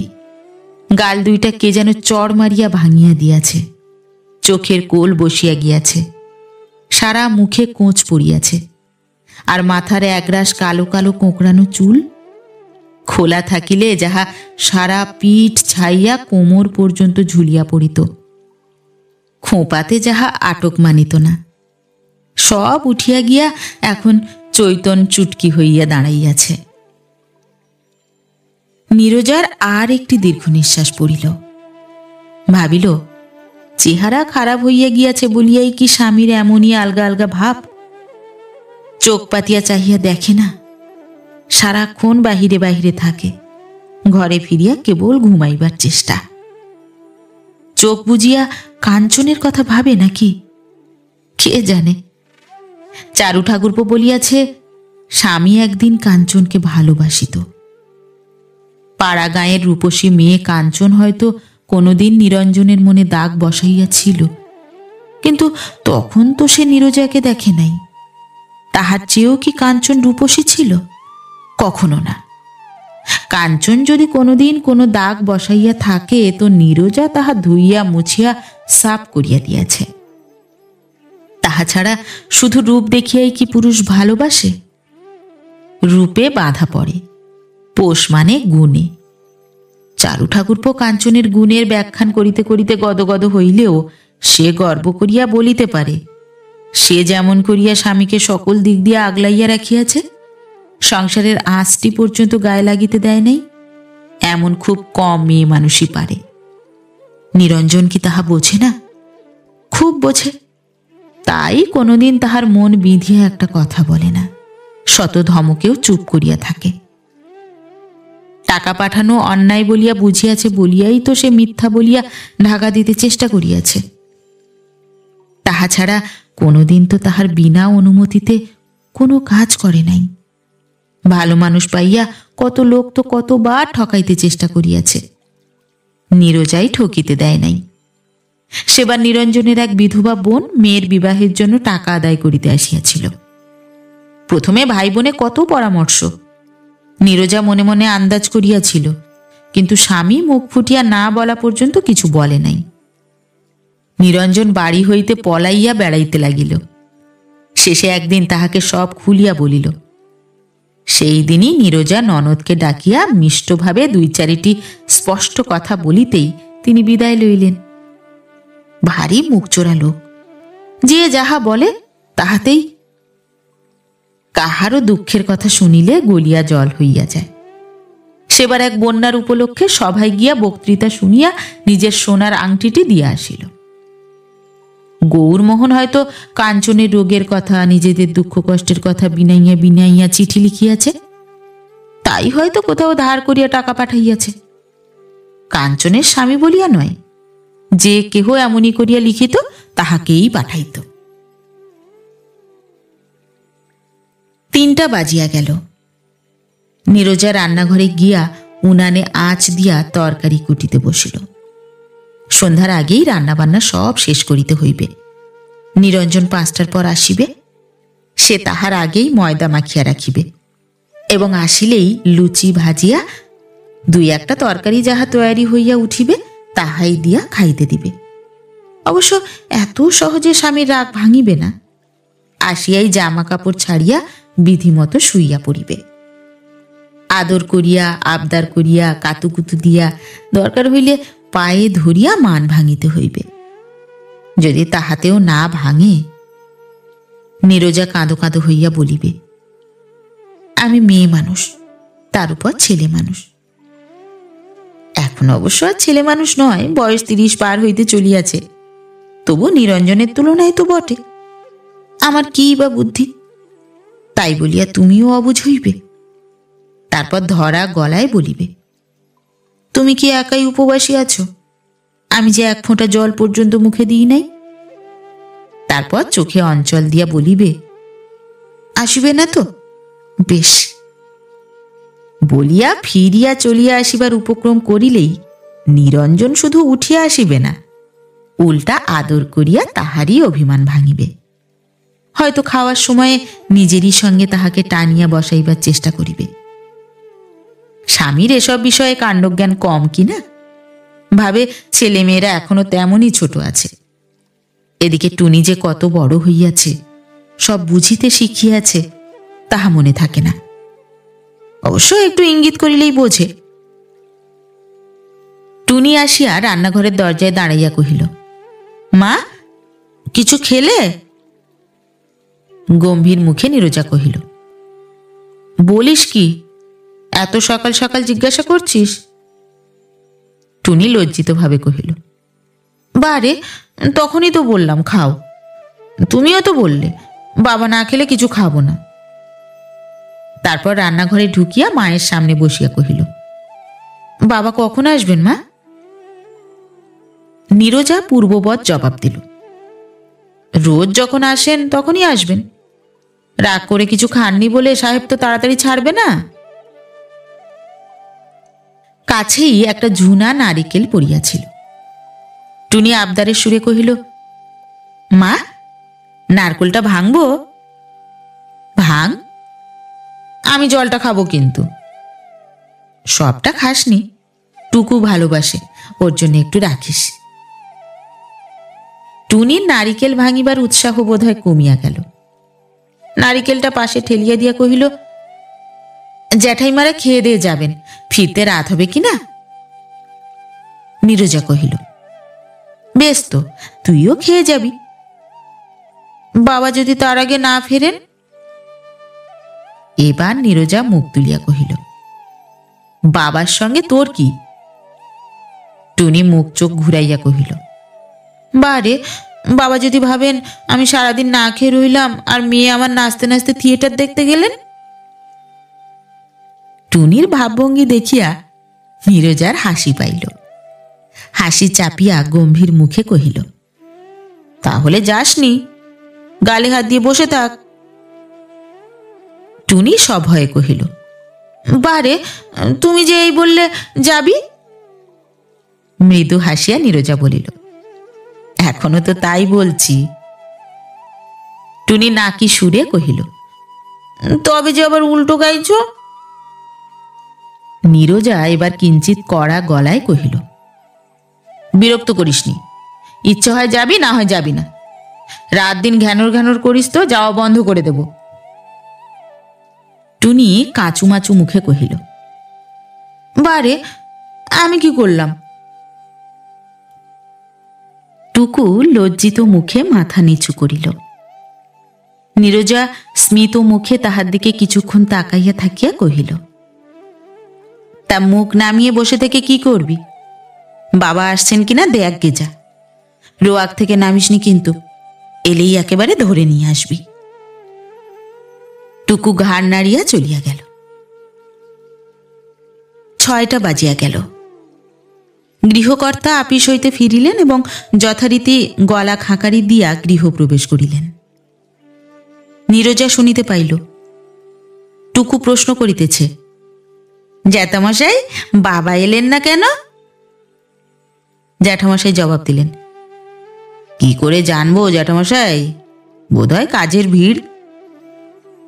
টুকু কহিল, ভিড়? ভিড় থাকলে বুঝি বাড়ি আসতে নেই? জ্যাঠামশাই ছেলেকে যতটা না হোক ছেলের মাকে শুনাইবার জন্য জোর গলায় কহিলেন, ভিড় মানে বেশি কাজ আর কি, একটু পরেই আসবেন। টুকু বুঝিয়া আবার দৌড়িয়া গিয়া রোয়াকে দাঁড়াইল। নীরজা ভাবিতে লাগিল, নিরঞ্জন এখনো আসিল না কেন? তবে কি আপিস হইতেই টিউশনি করিতে চলিয়া গেল? না খাইয়াই? হয়তো আপিসে খাবার খাইয়াছে। পয়সা? যেখানে 10 টাকা ধার পাওয়া যায় সেখানে 4 আনা পয়সা পাওয়া যাইবে না? সে না খাইলে যে নীরজা খায় না তাহা বোধহয় ভালো করিয়াই জানে, তবু চলিয়া গেল। আগে কখনো তো এমন করে নাই। কেমন যেন দিন দিন হইয়া যাইতেছে। সত্যকার মায়া মমতা কিছুই নাই। যতটুকু করে দেখাইয়া করে। যৌবন গেলে সব মেয়েরই অদৃষ্টে এমনই ঘটে নাকি? ঘটিলেও সে কিন্তু বেশি দিন সহ্য করিবে না। বাটিতে করিয়া বিষ লইয়া স্বামীর হাতে দিয়া বলিবে, হয় যেমন ছিলে তেমনই হও, না হয় আমার মুখে ঢালিয়া দাও। আমি মরিলে আমার দাম বুঝিবে। যে আসিবে সে যত রূপবতী গুণবতীই হোক, আমার মতো তোমাকে ভালোবাসিবে না, তোমার সংসার দেখিবে না, তোমার ছেলে মেয়েদের মানুষ করিবে না। ছেলে মেয়ে স্বামী সংসার ছাড়িয়া নিজের মরণের চিন্তা করিতেই নীরজার চোখে জল আসিয়া পড়িল। চোখ মুছিয়া মনে মনে কহিল, এমনই পোড়া মেয়ে মানুষের মন।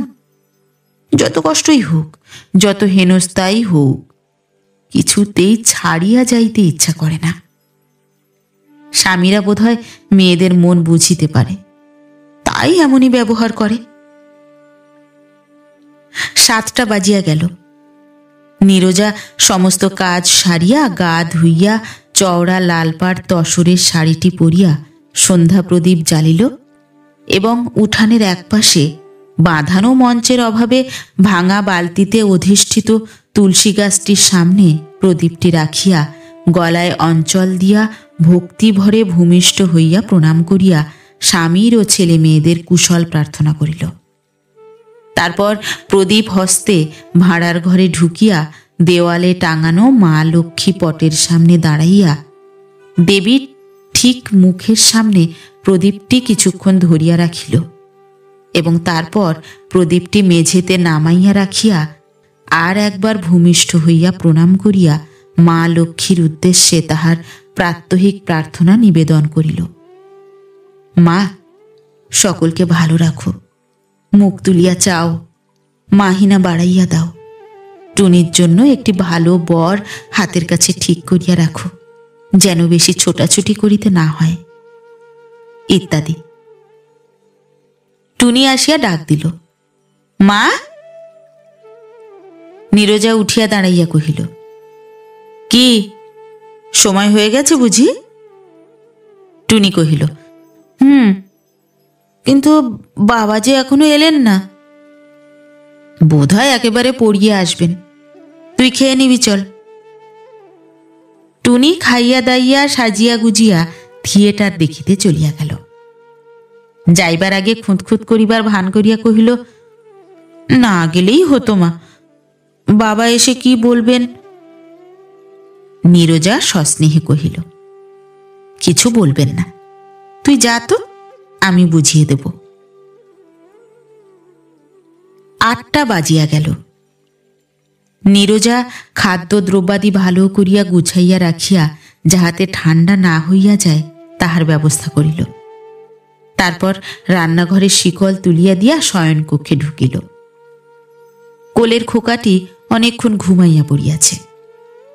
টুকু দিদির সঙ্গেই নৈশভোজন সারিয়া লইয়াছিল। কিছুক্ষণ আবল তাবল বকিয়া বাবা আসিলে তাহাকে জাগাইয়া দিবার জন্য মাকে পুনঃ পুনঃ অনুরোধ করিয়া সেও ঘুমাইয়া পড়িল। নীরজা কক্ষ হইতে বাহির হইয়া বারান্দায় আসিয়া দাঁড়াইল। সমস্ত বাড়িটা পোড়ো বাড়ির মতো খাঁ খাঁ করিতেছে। হিসাবি বাড়িওয়ালা গৃহিণী দোতলায় একটা লণ্ঠন পর্যন্ত জ্বালিয়া রাখিয়া যান নাই। অন্ধকার ঘরগুলার দিকে তাকাইয়া নীরজার কেমন যেন ভয় করিতে লাগিল। মনে হইল, যাহারা একদিন এই গৃহে বাস করিত, মৃত্যু যাহাদিগকে গৃহচ্যুত করিয়া শূন্যাশ্রয়ী করিয়াছে, জীবিতদের অনুপস্থিতিতে তাহারা হয়তো সব আসিয়া জড়ো হইয়াছে। নীরজা ঘরে ঢুকিয়া দরজা ভেজাইয়া দিল। পাশের বাড়িতে অন্যদিন এই সময় ছেলেরা পড়াশুনো করে। গৃহিণী ঝি ও চাকরদের তারস্বরে বারংবার আদেশ ও উপদেশ দেন। আজ কিন্তু কাহারও সাড়া নাই। উহারাও সপরিবারে থিয়েটার দেখিতে গিয়াছে বোধহয়। টুকুর একটি হাত ছোট খোকার মুখের উপর পড়িয়াছিল। নীরজা হাতটি সরাইয়া দিয়া টুকুকে পাশ ফিরাইয়া শোয়াইয়া দিল। খোকাকে একটু নাড়াচাড়া করিল। খোকা কাঁদিয়া উঠিলে নীরজা আশ্বস্ত হইল। আজ নীরজার গা ছমছম করিতেছে কেন কে জানে, এমন তো কোনোদিন হয় না। নিরঞ্জনের চেয়েও নীরজা সাহসী, কতদিন একলা এ ঘরে কাটাইয়াছে, আজই তো প্রথম নয়। সারাদিন খাই নাই বলিয়াই বোধহয় এমন হইতেছে। হঠাৎ মনে পড়িল নিরঞ্জন সাজিতে বলিয়াছিল, ঠিক বিয়ের কনেটির মতো। নীরজা উঠিয়া আয়নার সামনে দাঁড়াইয়া চিরুনি দিয়া চুল আঁচড়াইল।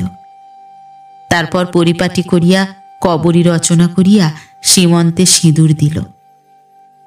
সদ্যকৃত তরল আলতা দিয়া পায়ের পাতা দুইটি রাঙাইল। কপালে কাঁচ করার সোনালি টিপ পরিল। ট্রাঙ্ক খুলিয়া বিয়ের শাড়ি ও জামা বাহির করিয়া গুছাইয়া পরিল। তারপর যতগুলি অলঙ্কার ছিল একে একে সবগুলি পরিয়া আয়নার সামনে আসিয়া দাঁড়াইয়া নিজের প্রতিচ্ছবির দিকে তাকাইয়া রহিল। সারাদিন উপবাসে মুখখানি শুকাইয়া গিয়াছে, চোখের কোলে কালি পড়িয়াছে, তবু দেখিতে তো মন্দ লাগিতেছে না। একটু মুচকি হাসিয়া চোখ দুইটি ঢুলঢুলে করিয়া নীরজা ভাবিল, কই একেবারে বিস্তৃত নয়। অবশ্য যৌবনের সেই গনগনে আগুনের মতো চোখ ঝলসানো রূপ আর নাই। এত অত্যাচারে অবহেলায় স্বয়ং উর্বশী তিলোত্তমারও থাকিত না। তবু এখনো সেই রূপের ক্ষীণ আভা নিশান্তের আকাশে ম্লান জ্যোৎস্নার মতো সর্বাঙ্গে লাগিয়া আছে। 10টা বাজিয়া গেল। নিরঞ্জন কি বায়োস্কোপ দেখিতে গিয়াছে? কে জানে, এমন তো প্রায়ই করে না। তবে ছাত্রটি 2-1বার ধরিয়া লইয়া গিয়াছে বটে। তাহা হইলে এখনো আধ ঘণ্টা নীরজাকে অপেক্ষা করিতে হইবে। নীরজা ধূপদানিতে একটি ধূপকাঠি পরাইয়া রাখিল। নিরঞ্জন আসিলেই জ্বালিয়া দিবে। চন্দন ঘষিল। নিরঞ্জনের বিয়ের কাপড় চোপড় বাহির করিয়া রাখিল। নিরঞ্জনকেও ঠিক সেদিনের মতো সাজাইবে। পরনে গরদের জরিপার ধুতি, গায়ে গরদের চাদর, কপালে নীরজার নিজের হাতে আঁকা চন্দন লেখা। তারপর নিরঞ্জন যদি বুদ্ধি করিয়া মালা কিনিয়া আনে, তাহা হইলে এই নিস্তব্ধ নিশীথে ধূপ ধুনা সুরভিত আধো আলো আধো ছায়াময় কক্ষে তাহারা আবার নূতন করিয়া মালা বদল করিবে। মাদুর পাতিয়া আলগাভাবে বসিয়া নীরজা নিরঞ্জনের জন্য প্রতীক্ষা করিতে লাগিল। আপিসে পৌঁছিতেই আপিসের দারোয়ান নিরঞ্জনকে একখানি পোস্টকার্ডে লেখা চিঠি দিল। তাড়াতাড়ি চিঠির ঠিকানা ও প্রেরকের নাম দেখিয়া নিরঞ্জন চিঠিটি পকেটে রাখিয়া দিল। গৌরমোহনের চিঠি। টাকার প্রাপ্তি সংবাদ দিয়াছে। হয়তো কাঞ্চন সম্বন্ধে 2-4টা খবর দিয়াছে, কিন্তু আপিস বসিবার সময় উত্তীর্ণ প্রায়। কাজেই চিঠিটি সম্প্রতি পকেটস্থ করাই যুক্তিসঙ্গত। কাজের ভিড়টা কাটিলে অবসর মতো পড়িলেই হইবে। বেলা 1টার পর কাজের চাপ কিছুটা কমিলেই নিরঞ্জন জলখাবার ঘরে গিয়া চিঠিটি বাহির করিয়া পড়িল। গৌরমোহন লিখিয়াছে, নিরঞ্জনের প্রেরিত টাকা যথাসময়ে নির্বিঘ্নে পৌঁছিয়াছে, কিন্তু যাহার জন্য টাকা সে গত কল্য নারায়ণ ব্রহ্মনাম স্মরণ করিতে করিতে গঙ্গা লাভ করিয়াছে। টাকাগুলি দাহক্রিয়া এবং গঙ্গায় অস্থি প্রেরণ বাবদে সব খরচ হইয়া গিয়াছে। শ্রাদ্ধাদি ক্রিয়া যে কিরূপে সম্পন্ন হইবে তাহা ভাগ্যহীন গৌরমোহন কিছুই স্থির করিতে পারিতেছে না, কারণ অর্থাভাব। অথচ কাঞ্চনের মতো সতী সাবিত্রীর নেহাত পক্ষে তিল কাঞ্চন মতে শ্রাদ্ধ না করিলে গৌরমোহনকে প্রত্যব্যয়ভাগী হইতে হইবে। পরন্তু গৌরমোহনের সামাজিক মর্যাদাও ক্ষুণ্ণ হইবে। অতএব গ্রামের মুখোজ্জ্বলকারী শ্রীমান নিরঞ্জন যদি অন্তত 50টি টাকা মানি অর্ডার যোগে পাঠাইয়া দেয়, তাহা হইলে গৌরমোহন এই দায় হইতে কোনো মতে উদ্ধার হইতে পারে। গৌরমোহন অতঃপর নিরঞ্জনের স্বগ্রাম ও গ্রামবাসীগণের কল্যাণ বিধানকল্পে দীর্ঘায়ু লাভের জন্য ভগবানের কাছে প্রার্থনা করিয়া জানাইয়াছে যে পত্রোত্তর ও মানি অর্ডারের জন্য সে চাতক পক্ষীর মতো চাহিয়া থাকিবে। পুনশ্চ চিহ্ন দিয়া গৌরমোহন আবার লিখিয়াছে, কাঞ্চন মৃত্যুর সময়ে পুনঃ পুনঃ নিরঞ্জনের নাম করিয়াছে। অতএব প্রাণাধিক ভাতৃপ্রতিম নিরঞ্জন যেন টাকা পাঠাইতে অন্যথা না করে। অদূরে আর একজন মধ্যবয়সী কেরানি বেঞ্চির উপর বসিয়া ডাবা হুঁকায় তামাক টানিতেছিলেন। নিরঞ্জনের মুখের দিকে তাকাইয়া কহিলেন, কি ভায়া, কোনো খারাপ খবর নাকি? নিরঞ্জন শুষ্ক মুখে কহিল, হ্যাঁ, আমার একটি আত্মীয়া মারা গেছে। কেরানিটি হুঁকায় বেশ টান টানিয়া প্রচুর ধোঁয়া ছাড়িতে ছাড়িতে ও কাশিতে কাশিতে কহিলেন, মৃত্যু খবর যখন, চিঠিটার পকেটে পুরে কাজ নেই, ছিঁড়ে ফেলে দাও। নিরঞ্জন চিঠিটা কুচি কুচি করিয়া ছিঁড়িয়া ফেলিয়া দিল। কেরানিটি জিজ্ঞাসা করিলেন, খুব নিকট আত্মীয় নাকি? চিন্তিত মুখে নিরঞ্জন কহিল, আমার এক দুঃসম্পর্কের বোন। প্রশ্ন হইল, বিয়ে হয়েছিল তো? নিরঞ্জন ঘাড় নাড়িয়া জানাইল, হ্যাঁ। কেরানিটি বিরক্তিসূচক কণ্ঠে কহিল, ওই তো অন্যায়, মরবি তো বিয়ের আগেই মর না বাপু, সেই সব ধকল সইয়ে খরচপত্র করিয়ে মরা। বলিয়া তাহার এক ভ্রাতুষ্পুত্রীর বেয়াক্কেলি মৃত্যুর বিবরণ দিলেন।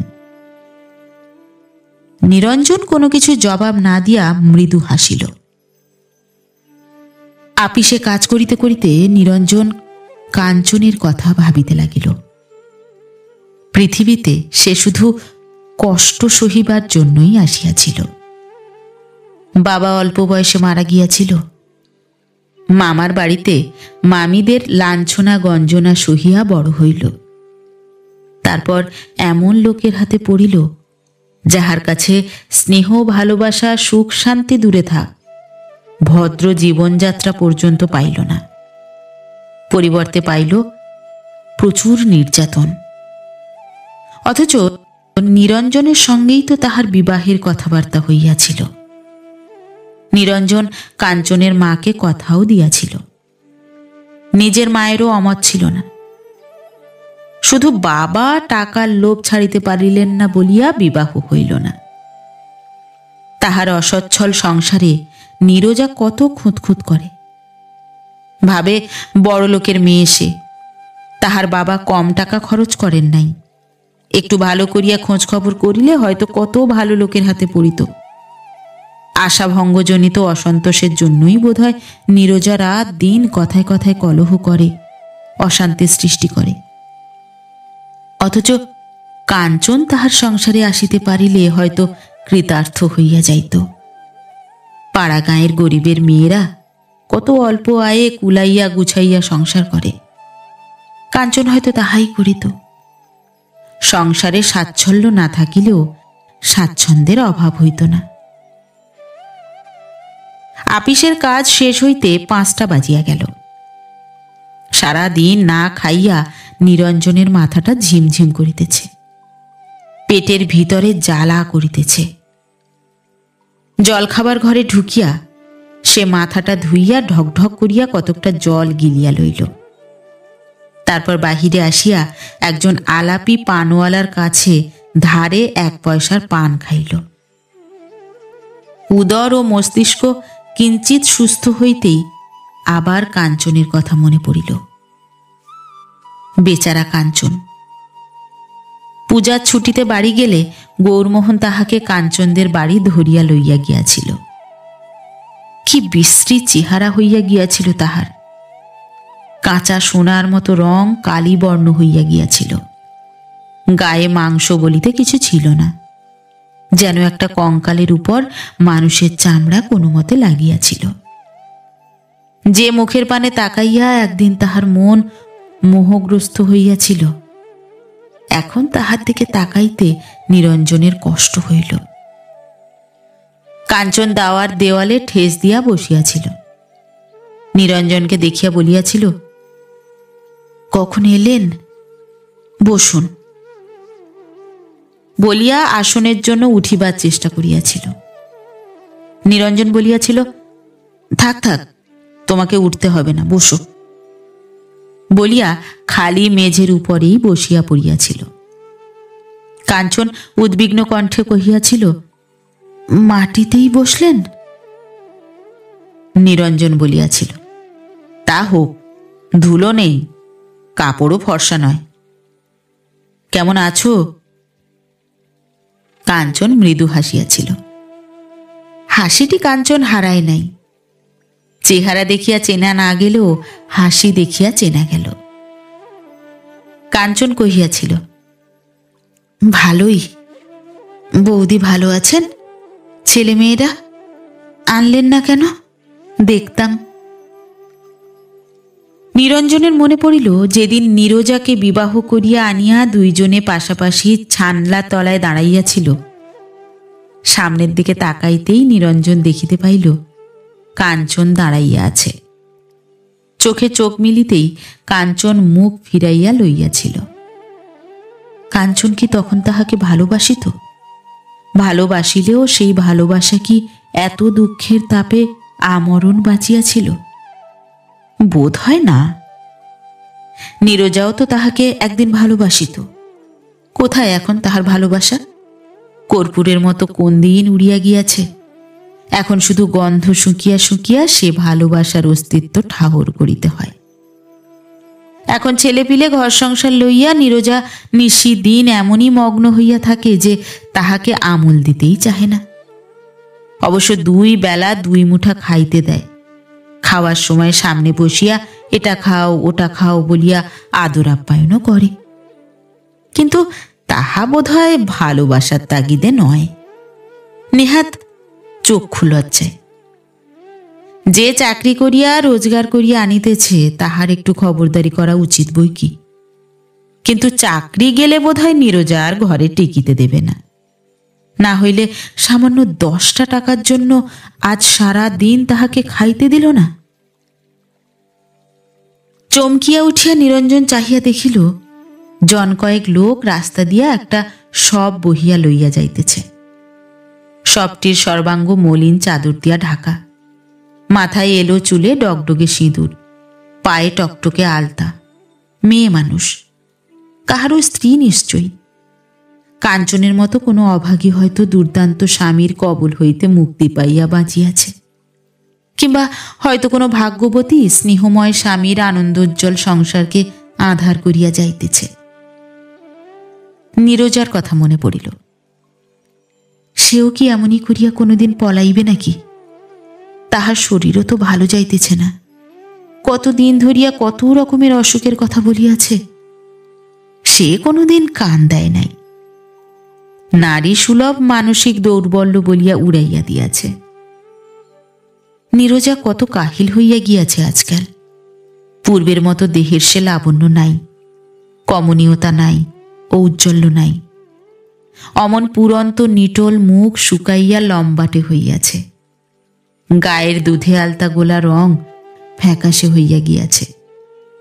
কোমল মাংসল মসৃণ হাত দুইটিতে হাড় ও শিরা বাহির হইয়াছে। হইবে না কেন? ভোর হইতে রাত্রি দুপুর পর্যন্ত কি পরিশ্রম তাহাকে করিতে হয়।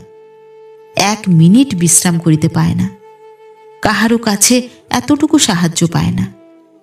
সে নিজে প্রতি মাসে গোটা কয়েক টাকা আনিয়া দেওয়া ছাড়া সংসারের তো কোনো কাজটি করে না। কেমন করিয়া সংসার চলিতেছে, কোনো অভাব অনটন হইতেছে কিনা কিছুই খবর রাখে না। সাধে কি নীরজা ঝগড়া করে? অনেক জ্বালায় জলে বলিয়া তাহার মেজাজ খারাপ হয়। তাহা ছাড়া ঝগড়া করে তো সংসারের মঙ্গলের জন্য, নিজের সুখ স্বাদ বা বিলাসিতার জন্য তো নয়। এদিক দিয়া তাহার মতো স্ত্রী কয়জন বাঙালির আছে? কোনো দিন একটা ভালো কাপড় চায় নাই, একটা গহনা চায় নাই, বরং আবশ্যক হইলে বিক্রয় করিবার জন্য নিজের গহনা বাহির করিয়া দিয়াছে। এমনকি কোনোদিন নিজে হইতে সিনেমা থিয়েটার যাইতে চাহে নাই। সেই স্ত্রী যদি একজন অনাত্মীয়কে 10টা টাকা দান করার জন্য অনুযোগ করে, কলহ করে, সে কি অন্যায়? আজকার দিনটা যে এমনভাবে কাটিবে তাহাতে নীরজার কোনো দোষ নাই, সব তাহার নিজের দোষ। বউবাজারের মোড়ে আসিয়া পৌঁছাইতেই নিরঞ্জনের মনে পড়িল নীরজা মালা কিনিয়া লইয়া যাইতে বলিয়াছিল। অভ্যাস মতো পকেটে হাত দিল, একটা পয়সাও নাই। নীরজার রাগের জন্য আজ তাহার কাছ হইতে সে পয়সা চাহিয়া লইয়া আসিতে পারে নাই। তবে কি করিয়া মালা কেনা হইবে? হঠাৎ তাহার চোখে পড়িল ওদিককার ফুটপাথে চারু ব্যস্ত সমস্তভাবে চলিয়াছে। নিরঞ্জন হাঁক দিয়া ডাকিল, চারু। চারু বোধহয় শুনিতে পাইল না। নিরঞ্জন তাহাকে ধরিবার জন্য দ্রুত পদে রাস্তা পার হইতে গিয়া হঠাৎ রাস্তার মাঝখানে পা পিছলাইয়া পড়িয়া গেল এবং সঙ্গে সঙ্গে একটা ভারী মোটর ছুটিয়া আসিয়া তাহার বুকে ধাক্কা দিল। তারপর যথারীতি হৈ হৈ হইল, লোক জড়ো হইল। পলায়নপর গাড়িটা হইতে চালক ও আরোহীকে টানিয়া নামানো হইল। তরুণ দর্শকেরা আস্তিন গুটাইয়া চালকের উদ্দেশ্যে আস্ফালন করিল। প্রৌঢ়েরা কাহারও দোষ নয় বাবা, ভাগ্যের দোষ বলিয়া তাহাদের নিরস্ত করিল এবং জনৈক কনস্টেবল গম্ভীরভাবে গোঁফে তা দিতে দিতে ঘটনাস্থলে হাজির হইতেই সকলেই সরিয়া পড়িবার জন্য তৎপর হইল। কনস্টেবল যে 2-4 জনকে টানাটানি করিয়া থামাইতে পারিল, তাহাদেরই সাহায্যে নিরঞ্জনের অচেতন দেহটিকে ধরাধরি করিয়া গাড়িতে চড়াইয়া মেডিকেল কলেজে লইয়া চলিল। ঘণ্টা 2 পরে মেডিকেল কলেজ হাসপাতালের জন্দুই ম্যাথর নিরঞ্জনের মৃতদেহ একটা হাতগাড়িতে চড়াইয়া টানিয়া লইয়া গিয়া সবাগারের হিমশীতল অপরিচ্ছন্ন মেঝের উপর আরও কতকগুলা বেওয়ারিশ শবদেহের মাঝে নামাইয়া দিয়া আসিল। নীরজা তখন ঘুমাইয়া পড়িয়াছে। স্বপ্ন দেখিতেছে সে, তাহার বিবাহের স্বপ্ন। শুভ দৃষ্টির জন্য তাহার ও নিরঞ্জনের মুখ একটা চাদরে ঢাকিয়া দিয়া সকলে বলিতেছে, ভালো করে চেয়ে দেখো দুজনে দুজনকে, লজ্জা করো না। নীরজা প্রাণপণে তাকাইয়া আছে, কিন্তু একটি গাঢ় কৃষ্ণ যবনিকা নিরঞ্জনের মুখটিকে তাহার দৃষ্টিপথ হইতে আড়াল করিয়া রাখিয়াছে। শত চেষ্টাতেও নীরজা তাহা দেখিতে পাইতেছে না।